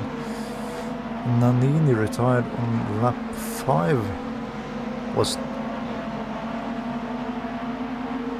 that the Alpha that I crashed into?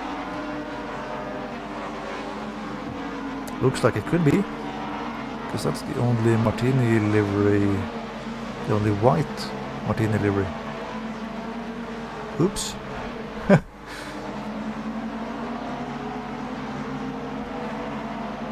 12:40, 11.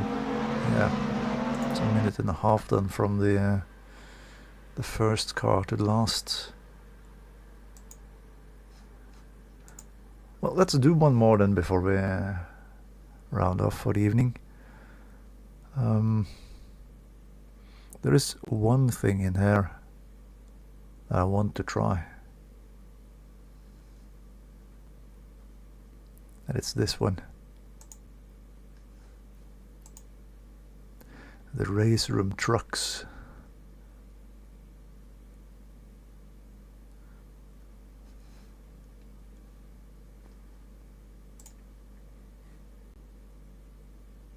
It's a fictive truck though, so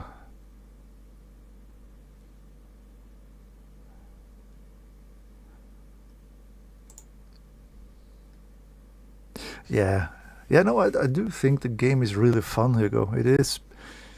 It takes a little bit of time to get into, but but once you do, it's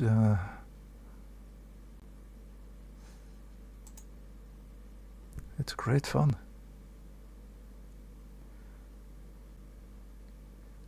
Now, there wasn't any livery in here that was really screaming me. Well, I guess this is as close as we get. Select AI opponents. We will not be driving against the DTM cars.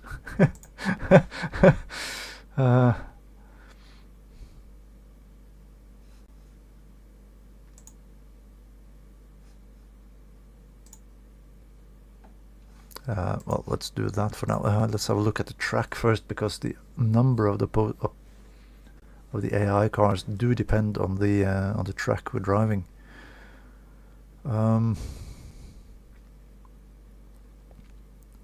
kind of tempted to go with Macau, but I don't think that's the best choice for these cars.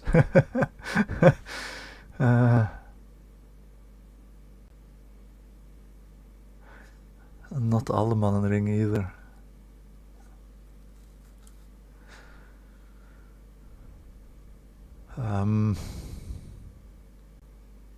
Where could it be fun to drive these cars? Circuit pole? No.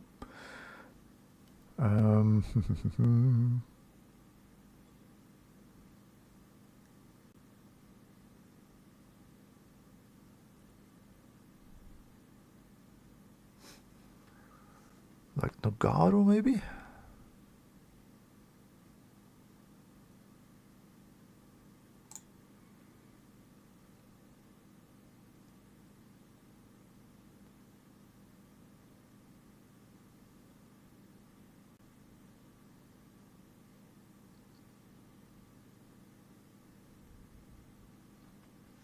No. Let's go with a circuit that I know. That would probably make it a bit easier. You know what? Let's go to Norway. Let's go to Våler. Select AI opponents. Okay, we have now 34 cars in the... Oh, no, okay. So that's just removing everyone.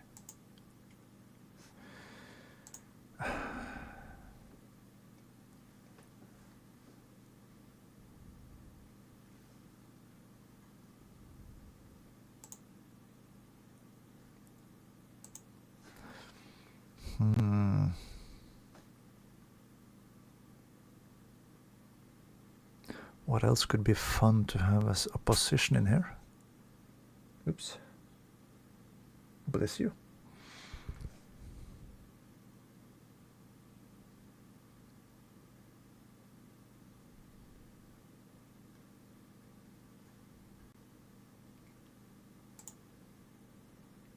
Oh, yeah, the NSU Cup.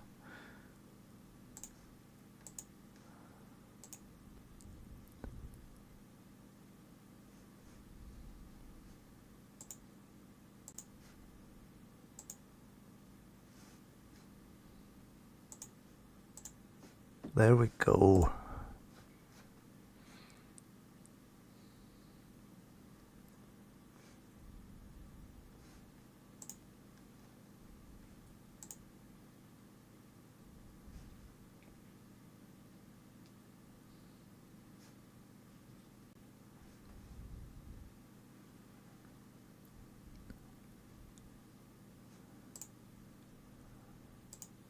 Qualifying type, single session, yeah, 5 minutes qualifying, but it doesn't say anything about private qualifying, so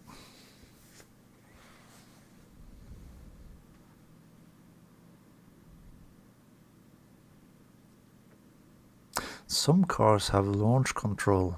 I've forgotten about that. Maybe the DTM cars had launch control.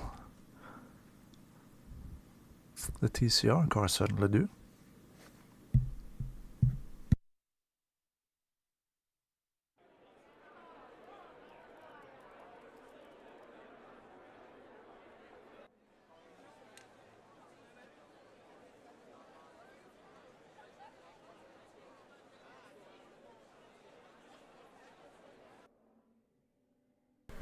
Well, this will be fun. The biggest versus the smallest cars on the track.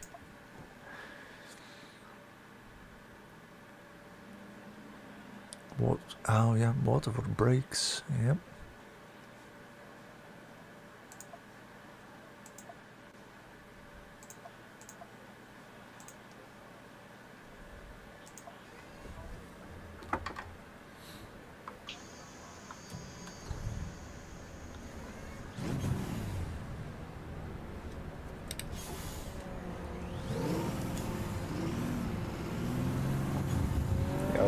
One thing I will do.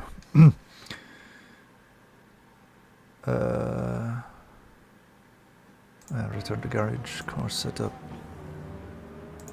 I will increase the steering lock because although it is a truck,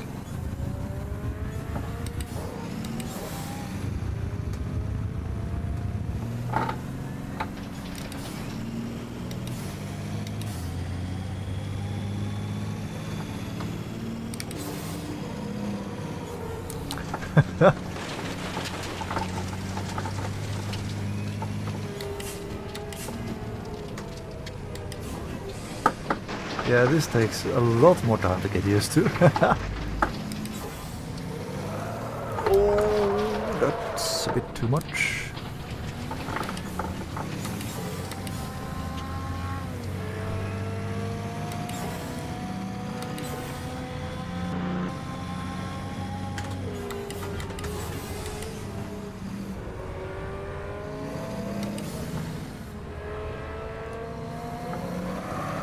No, no, no, no.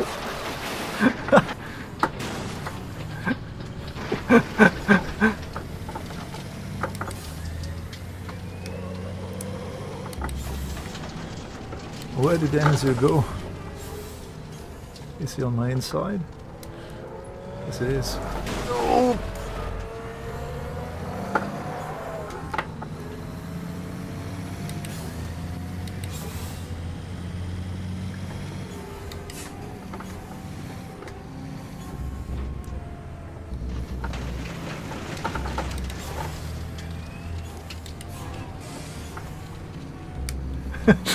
I couldn't Eurotrucks him.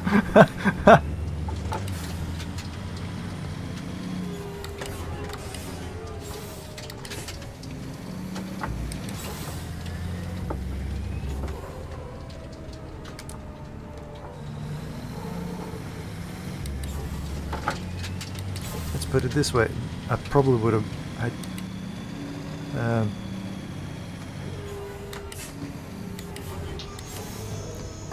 had an easier time learning this without the AI cars around me on track, and on such a short track as well.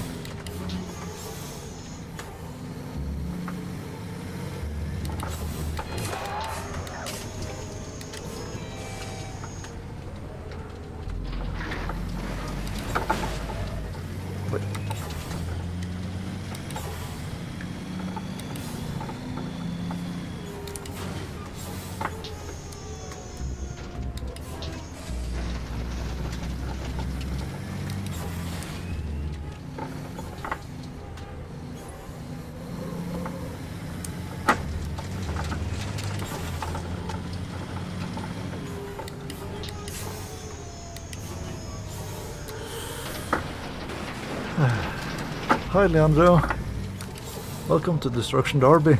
Yeah,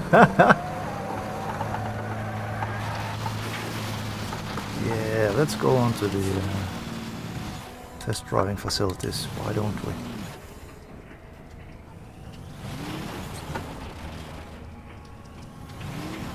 Yep, yeah it is. It is Hugo. Let's go on the skid pan.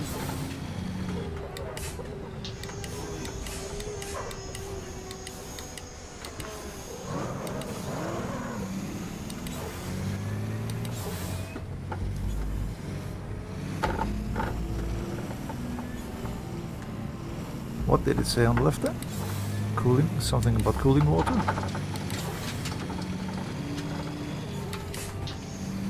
Remaining water, okay.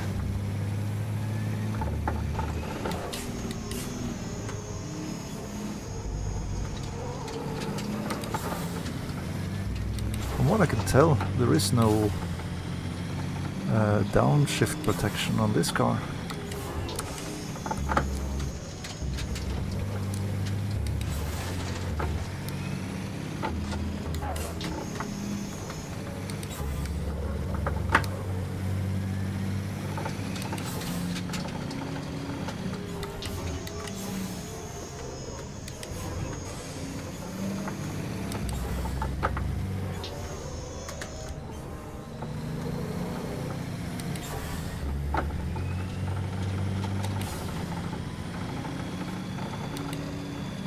Yeah, Formula Truck, that is also in the Automobilista, at least the first Automobilista. There was a standalone game as well. I remember enjoying that back in the day. Don't go off, don't go off. Of course it had to go off the road there, so I couldn't get another. Oh. That's not the one. Return to garage was the button I want to go for. I couldn't get any single lap time this time either.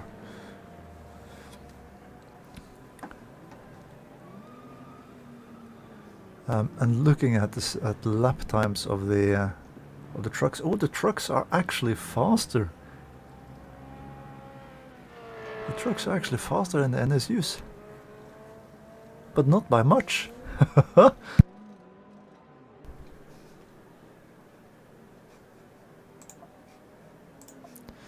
Right, let's skip into qualifying instead then. They're still using the same STCC trackside commentators for this, I can hear.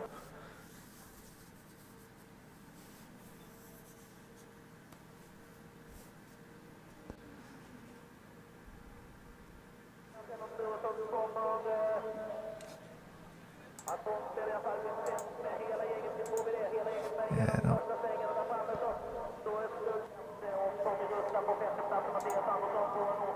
I think it must be Automobilista, because it is RaceRoom who has made the game. I have no idea what to change in the setup of the truck, so let's just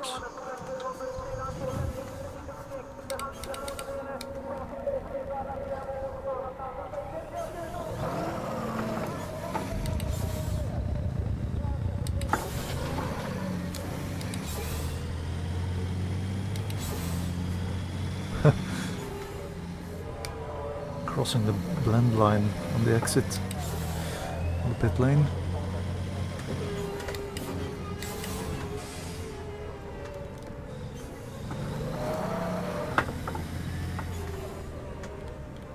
Oh god, imagine this stuff at Macau into the hairpin.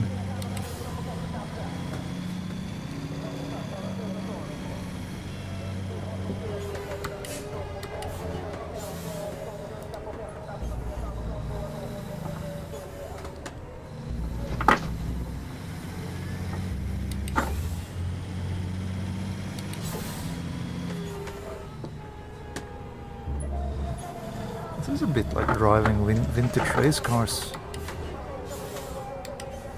We don't have to change gears that frequently.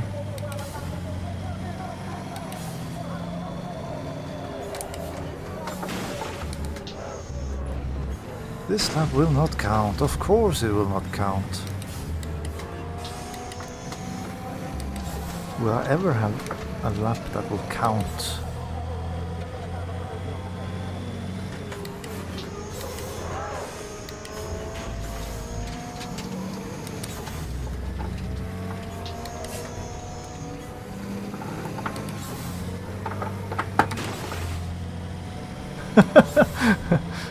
Proper destruction derby from the trucks apparently.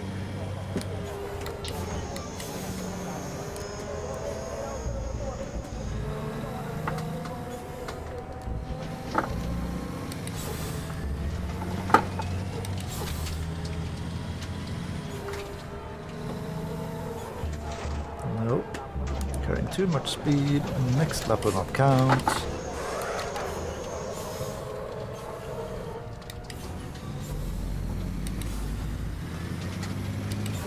The poor little NSU. Just waiting to get squashed.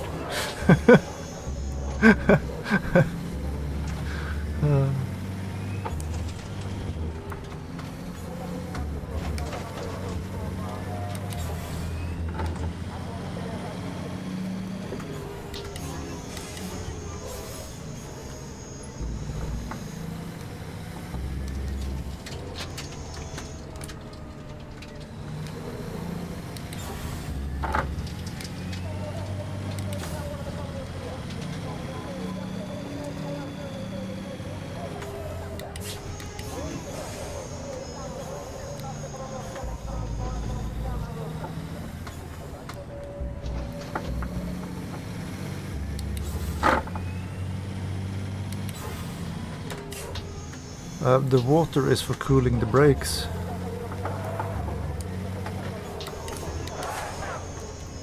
As you can imagine, in a race setting like this, the brakes are put under a real big strain.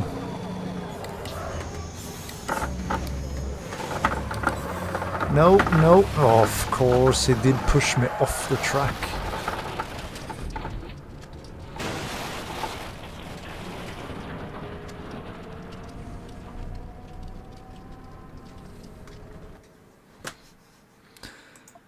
That was a waste of time this session then.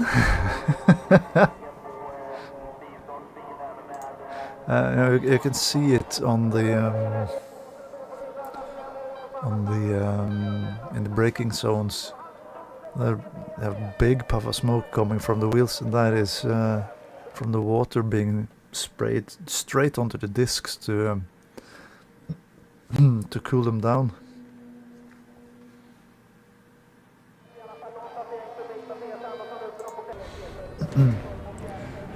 And the NSU start first. The NSU start first, and they are slower.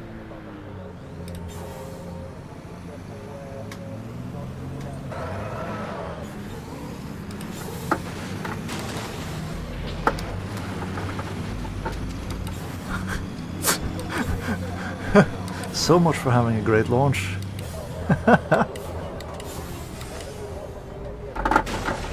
Why are we stopping? Oh, it's the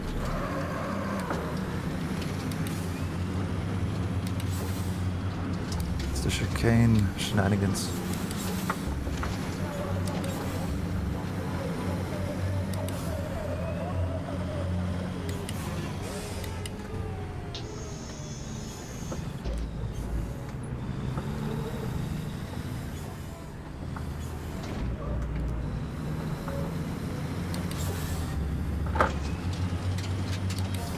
looks like the NSUs had a better getaway.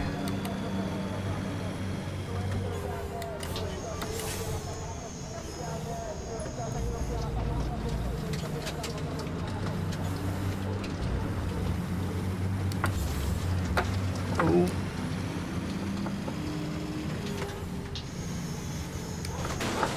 Oops.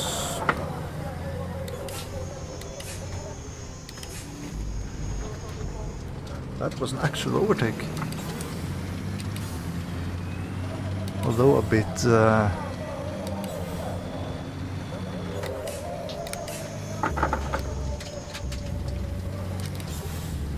more forceful than I probably would have wanted, but then again, when I looked in the mirror I could see 2 trucks being in the gravel there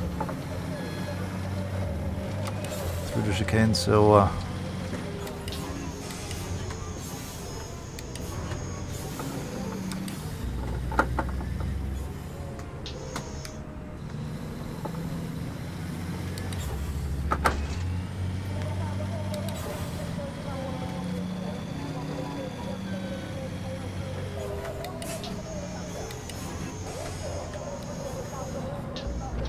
yeah, it might not be the easiest thing to just jump into and drive this.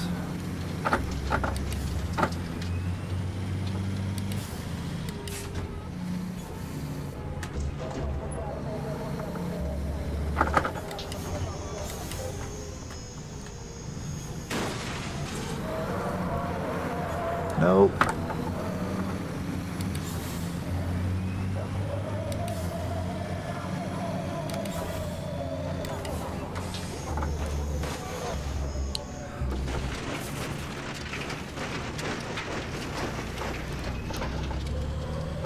Oh, there was one more.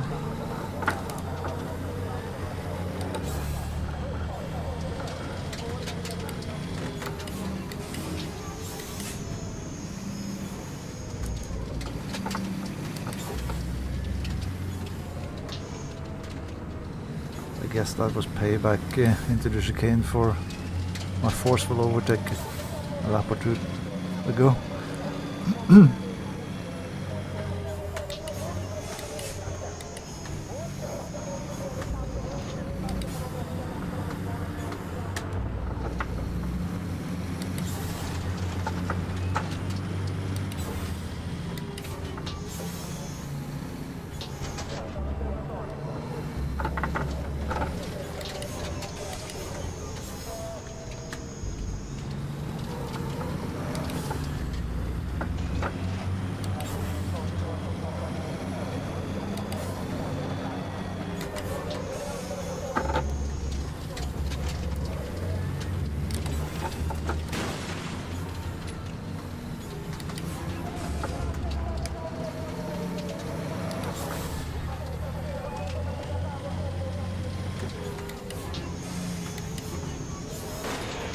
Full send.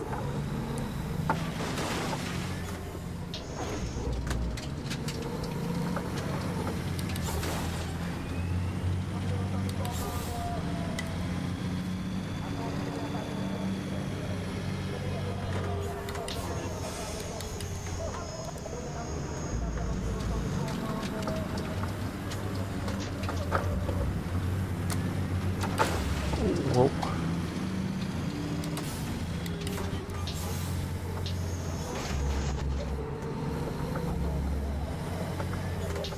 Oh, he was already going for the inside line. Oh, for crying out loud.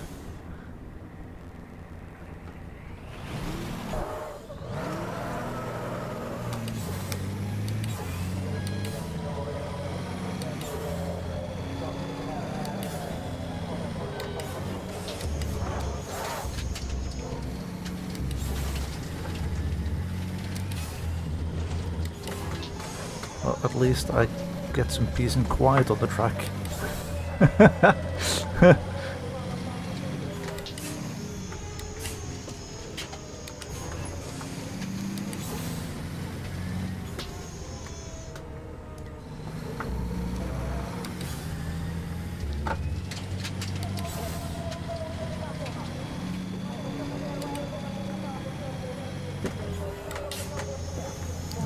was too early on the brakes, I think.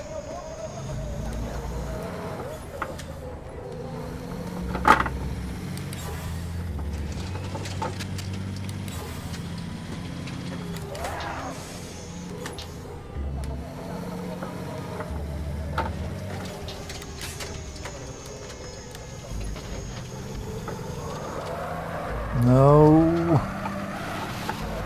Why does it do that now then? I didn't have that sort of wheel spin earlier.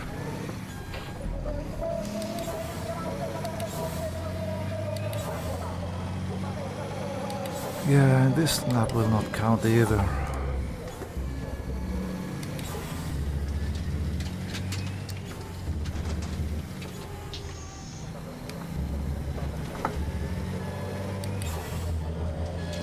I was gonna say that it might not be the best track suited for truck racing either, but at the same time, it really is.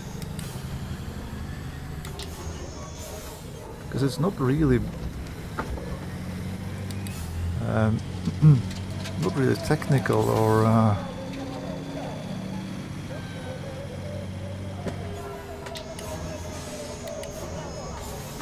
any of that.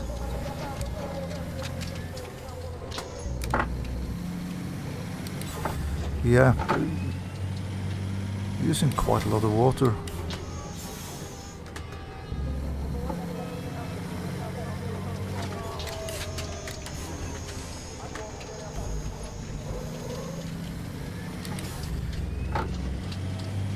Right, let's get one time lap in.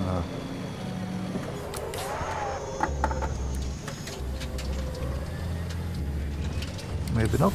No.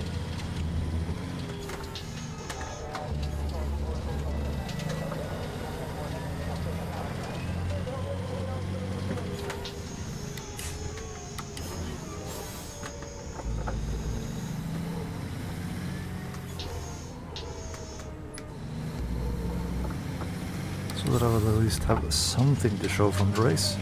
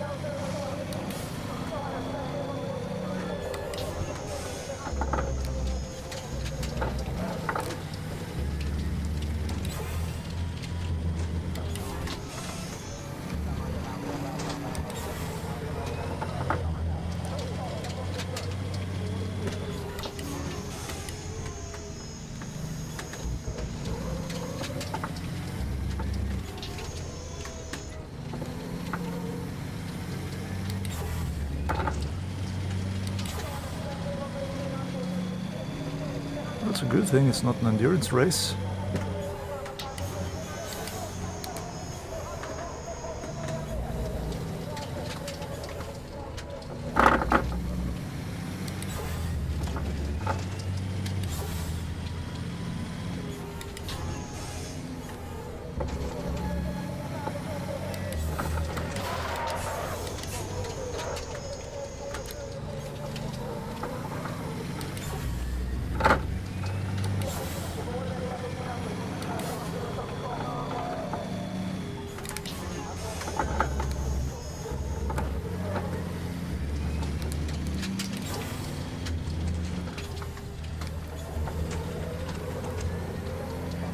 Nope.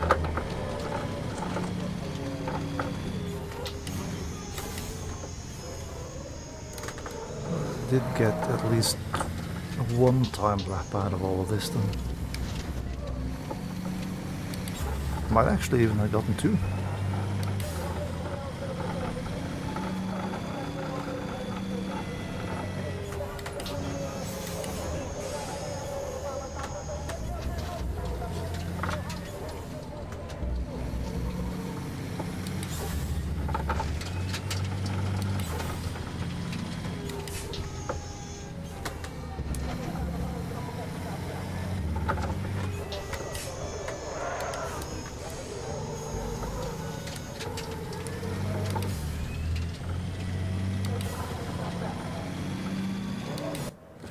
108 point something as the final lap time.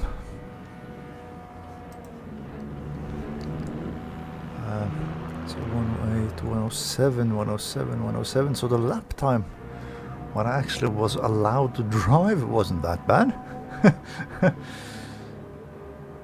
And of course the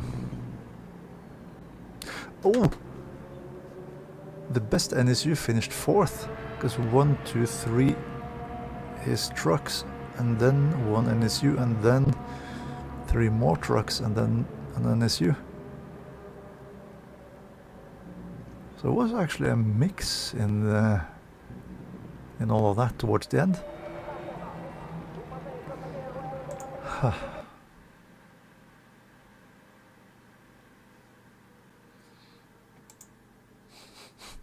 Well, that was interesting.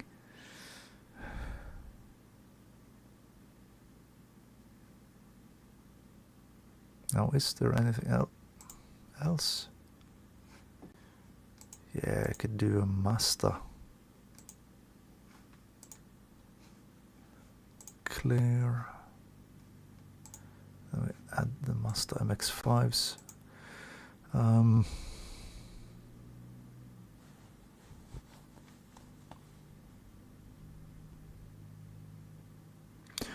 Simple track to drive the Mazda on.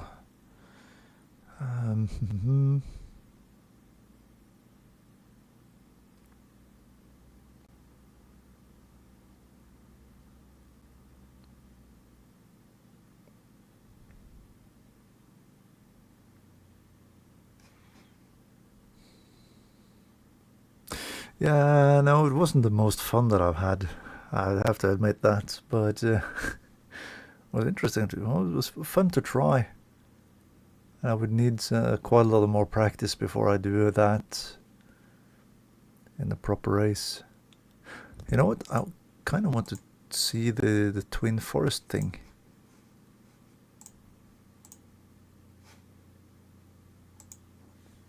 The rally super special thingy.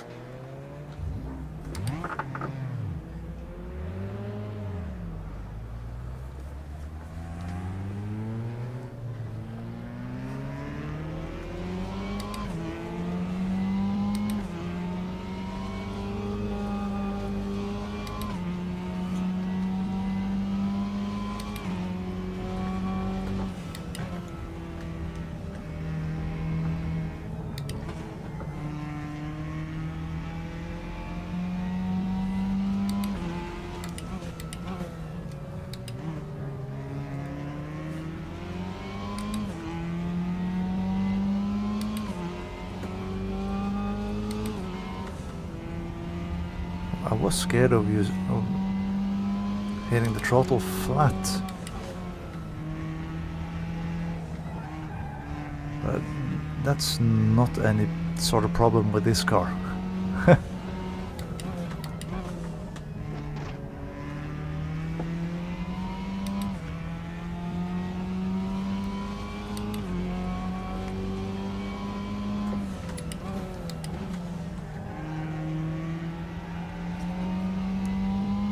Now this super special was really wide.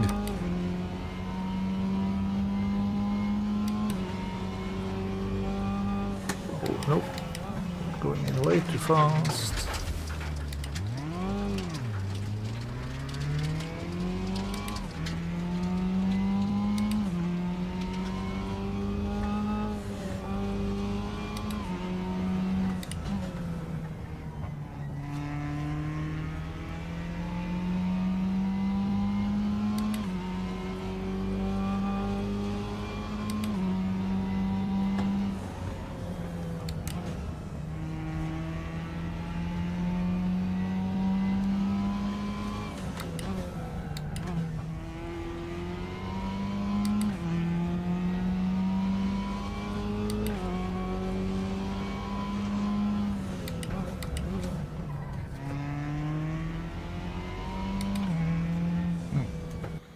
That's interesting. Maybe not do a race there. It was fun to see how it looks.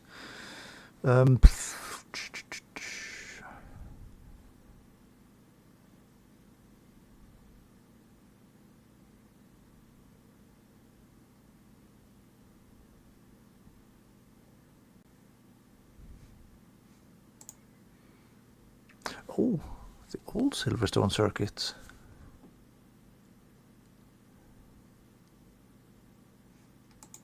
Yeah, let's do the old Silverstone circuit and finish with that. Mazda MX-5, yeah, there we go. Auto fit, we can get 55 cars.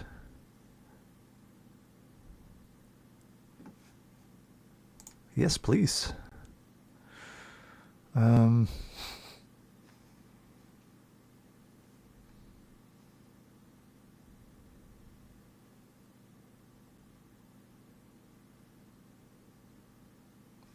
Yeah, let's do a 1 10-minute race at at Old Silverstone, and this will be the end of the evening, I think.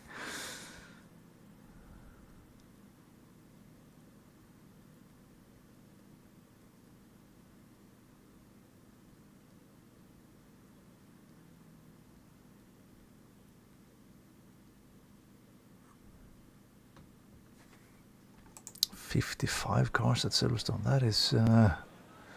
That is really something.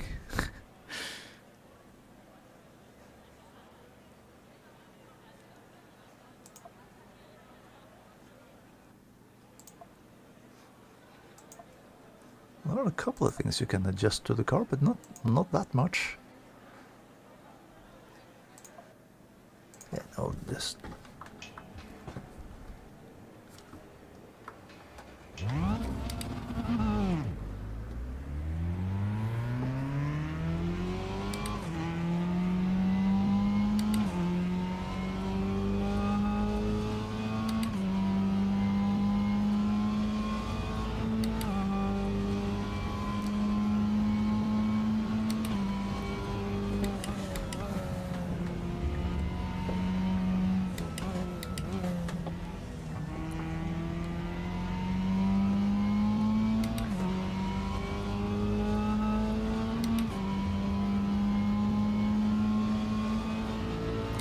This is the old PTCC layout that I remember from the old Toka touring car games.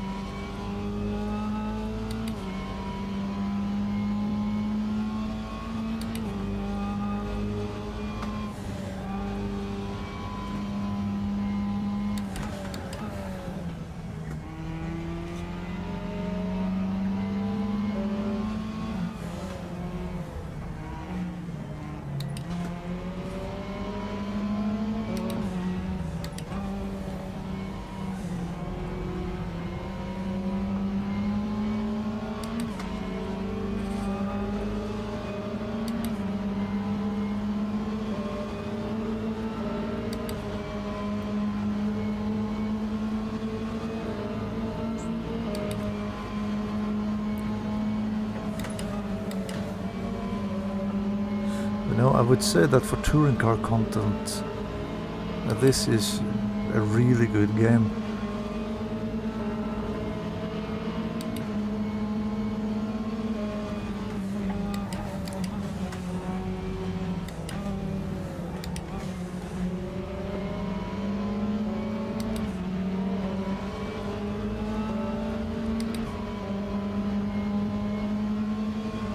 I have a great memory for tracks. Well, maybe.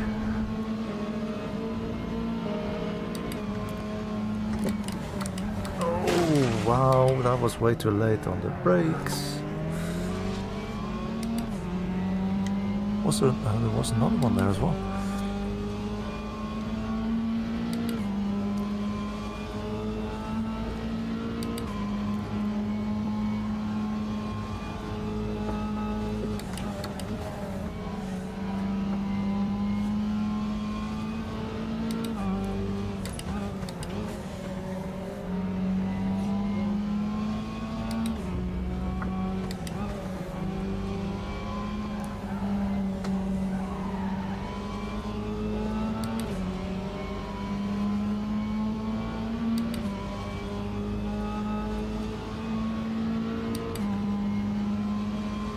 might have a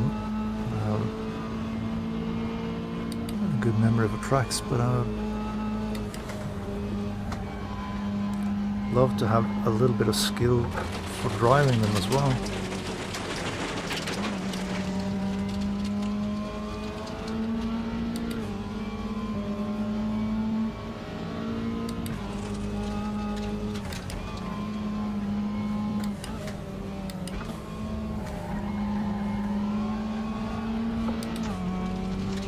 Yeah, having played racing video games and watched racing and motorsport in general for 30 years, you tend to pick up a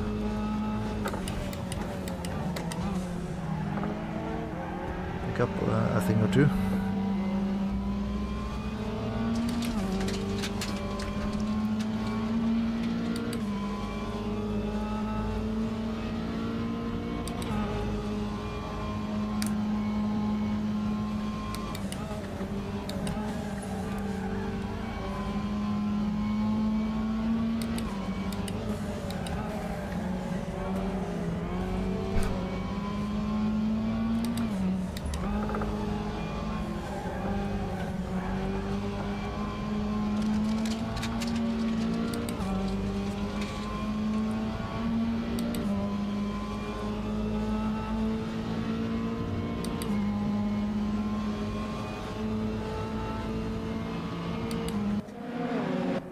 Okay, so that was the only lap time I got. Yeah, it looks really planted, it does. It is a...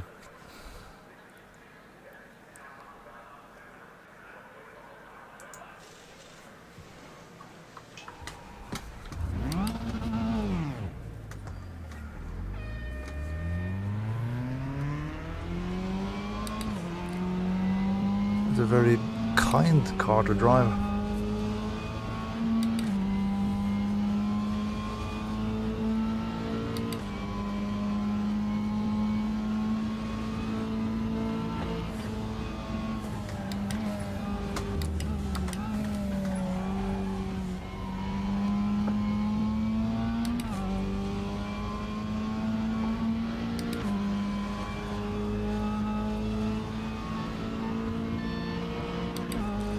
I mean, we have this car in R Factor 2 as well, but I didn't find it as engaging to drive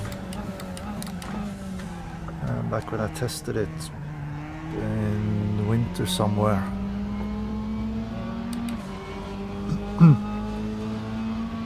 Might have to give it another go and see how it is.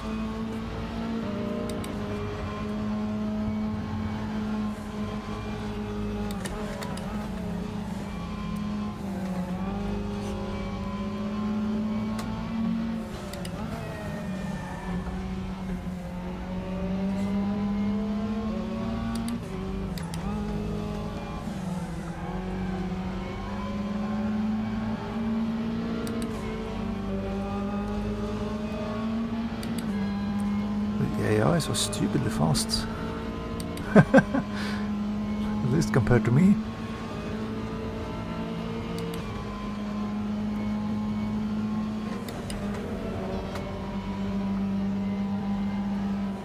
The adaptive AI thing, it could have dialed them back down a little bit.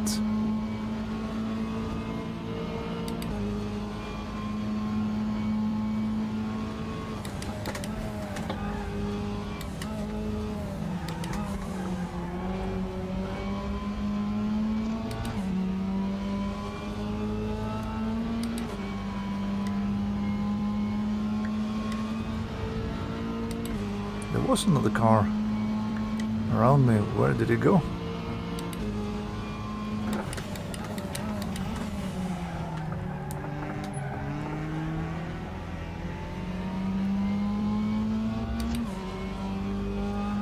Did I scare him off the road or something?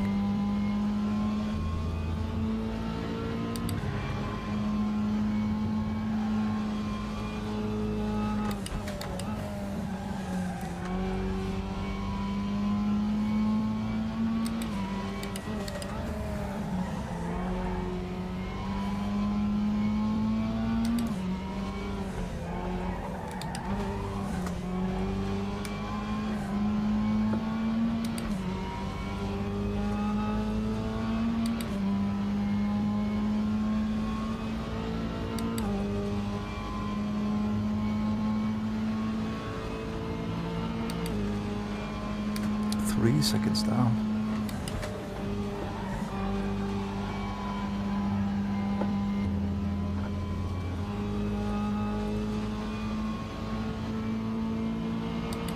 We spun out on the braking. Okay, fine.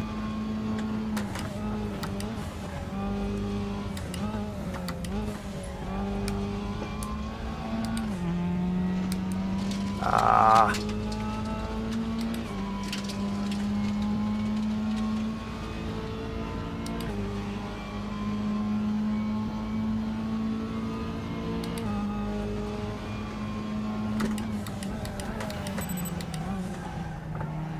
I'm braking way too late for this one each and every single time.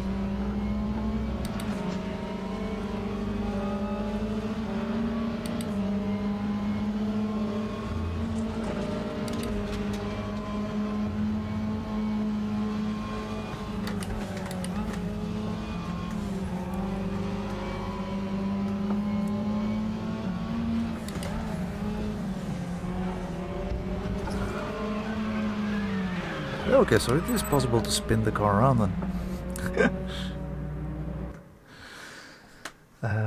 Return to garage.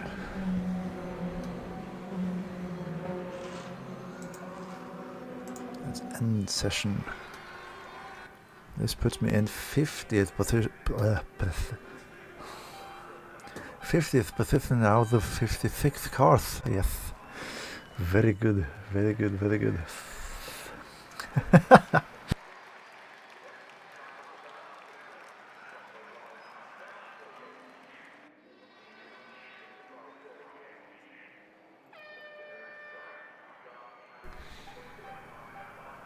Right, car setup, 21 laps worth of fuel. That is, yeah.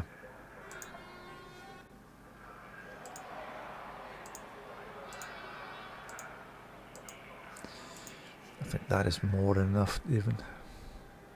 Right, last 10-minute race of the evening. Try to avoid finishing last in this one, though I have a sneaky suspicion.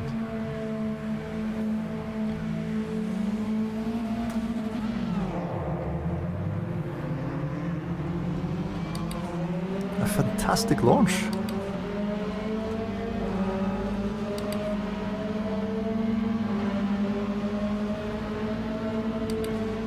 Wow.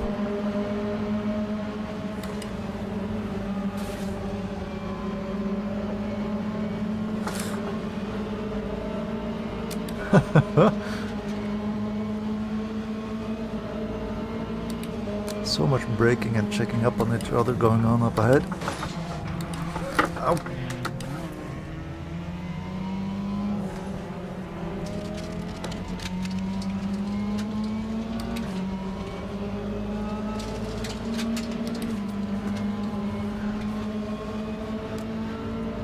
I got caught up in it as well.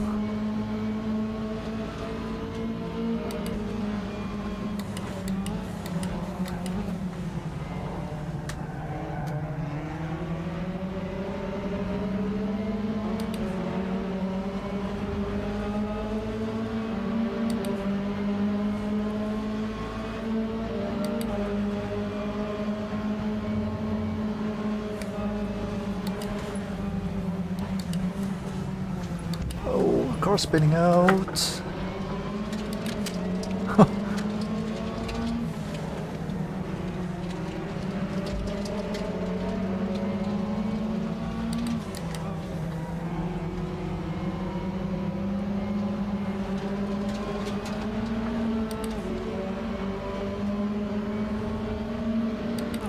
Okay, it looks so far like I'm not gonna finish last anyway.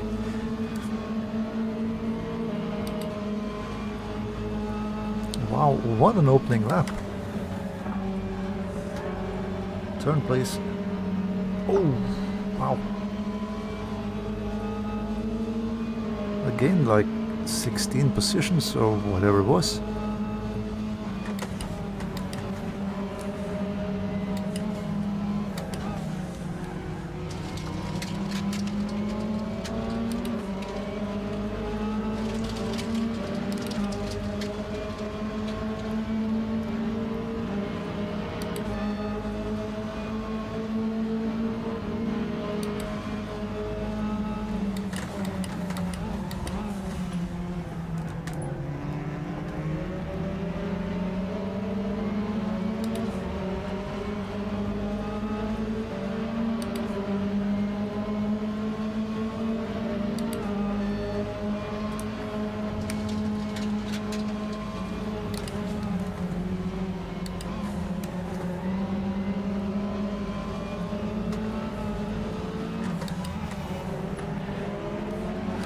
No!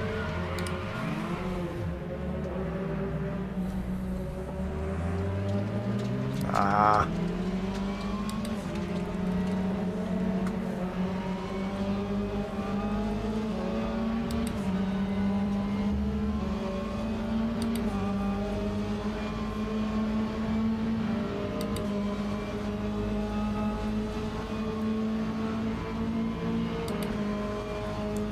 That did undo a lot of the hard work from the opening lap.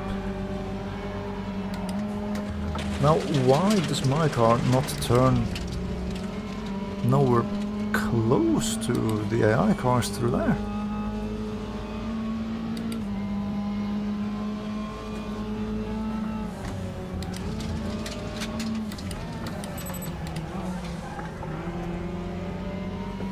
Where did he go?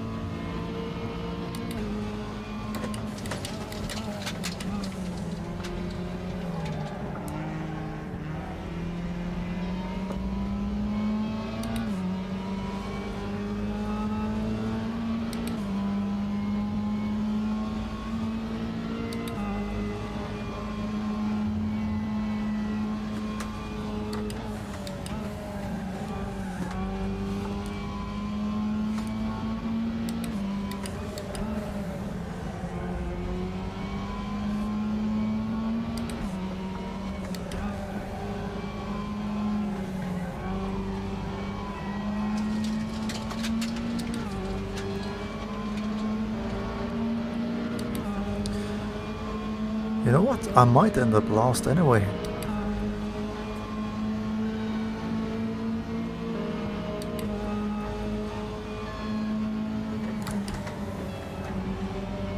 Because the way the AI is driving, just... wow.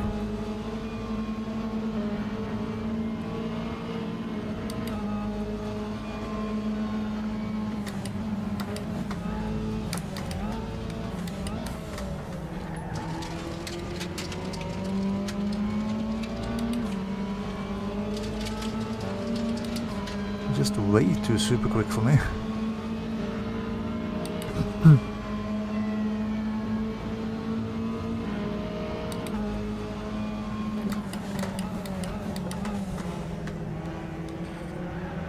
So whether it is because I am super inconsistent or no, I don't quite know why.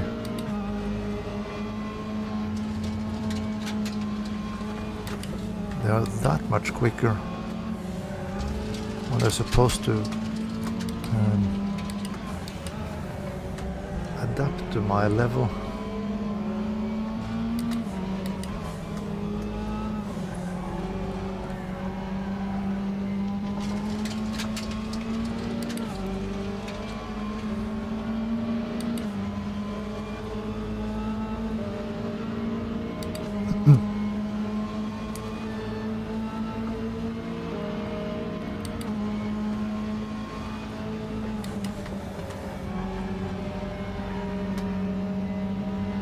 I'm not saying that there should be like when you're driving Gran Turismo, you drive with a car that is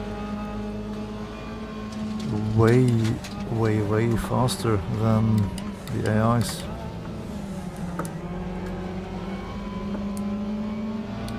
But it would have been more fun if I could actually fight with them instead of just blocking them to keep my position.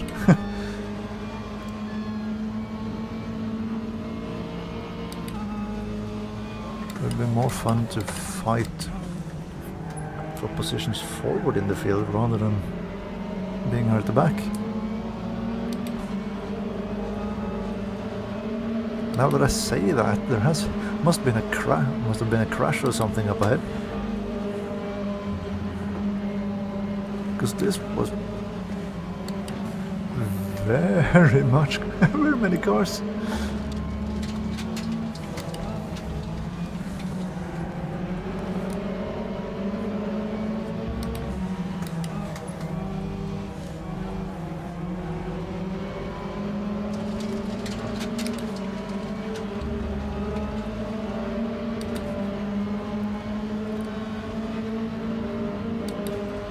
Or did they just suddenly adjust the...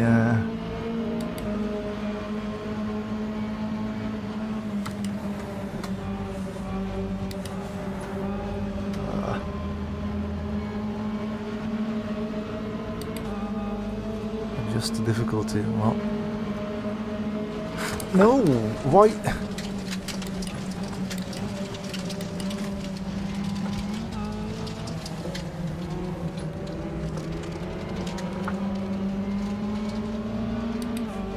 I guess they didn't. Must have been a crash that brought that many cars back together. And now I got 2 cars behind me.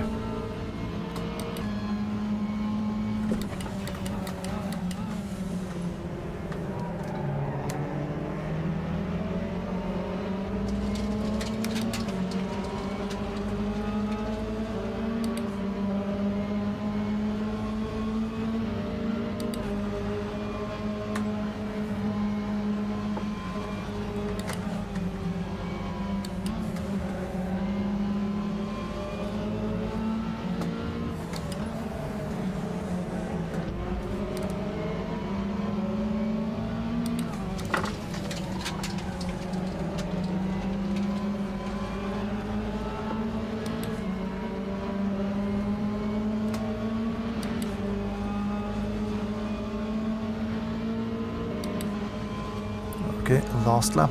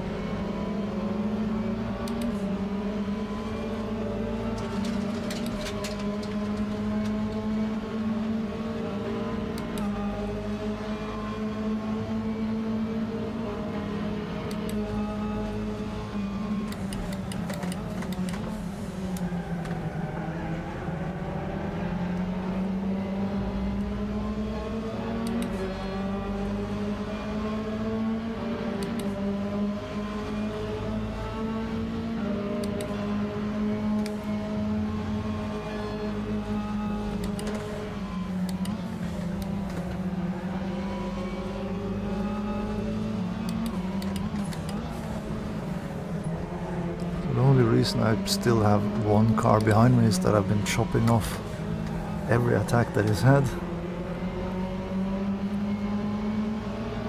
It's not because I'm genuinely faster.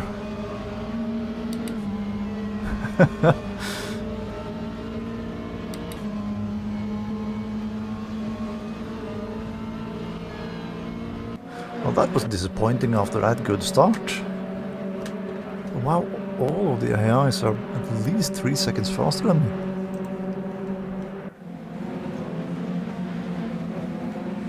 And the winner finished at 10 minute 56 and I'm 40 something seconds behind.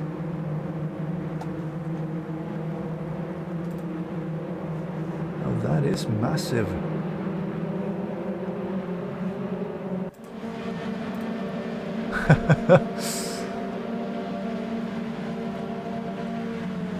Well, I finished where I started at least.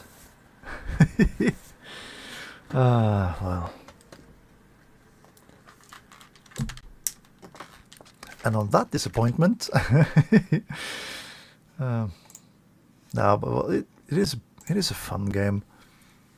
The touring cars and the yeah, no, they call it the touring car stuff is things that the game does really, really well. The GT3 cars are also really good to drive, but of course every game has GT3s, so they're not that special. Well, maybe they're special in that you have a lot more of the older GT3 cars, because RaceRoom was one of the first games to adopt the GT3 cars into into the game.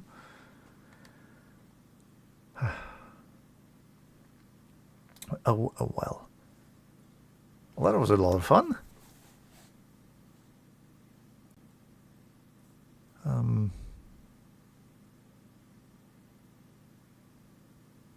yeah, no, I think the game is well worth having a look at if you enjoy some of the cars that we've been through or had a look at. And as I say, they have, let's see, they had an announcement on Steam. Let's see. Yeah, unlock everything so you can test drive it for a whole month, which is up until August the 18th. So another 8 days, because it's ticked over into Sunday here. So it's another 8 days then from the current date, and then from August 21st to September 14th, they've called it Phase 2 Build Your Garage. Let's see, what does it say? Time to make it yours. After free access period, grab your favorite cars and tracks at 50% off, or go all in with a summer content pack at 75% off, featuring a selection of our latest releases and an exclusive livery. And then September 24th is Phase 3, as they've called it, Unleash RaceRoom. The biggest update of the year is coming. New tracks, new cars, new features. So there is more coming for RaceRoom in towards the end of September. So yeah, no, it is, as I say, well worth having a look, and at least over the next week, you can download and try, because the game will download everything that is available for it, because you can drive online and offline against all the other content, even if you only own one car in the pack. So say for the TCR cars, if you, or for the Super Touring cars then, that we have them on the screen, if you've bought one car, one livery for the Volvo S40, you can still drive against the entire rest of the grid that is available with the Audis and the Hondas and the Volvo 850s and everything. So you don't have to buy all the cars in the pack to be able to race against them. And the same goes for online. So yeah, no. I hope that I will get more time to jump back into this on occasions, because this was really fun.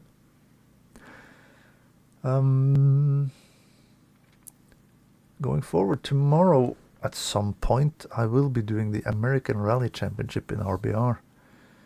I did initially have planned to do the VGTR Rally Corsica Tour de Course as well, but to be honest, 160 kilometers or whatever it was with wet asphalt and super tour, and kit cars is not really where I am. It's not really anything I feel like I would like to, or that I would enjoy, especially not in a championship where I'm in for points anyway. So I think I'll just stick with the American Rally Championship tomorrow. But anyway, this will be it for tonight. Thank you so much for tuning in, everyone. It's been a fair chunk of you has been in there for for almost 3 hours. So yeah, thank you for tuning in, everyone. Do enjoy whatever is left of your Saturday, and I will catch you all later. So take care then, and goodbye.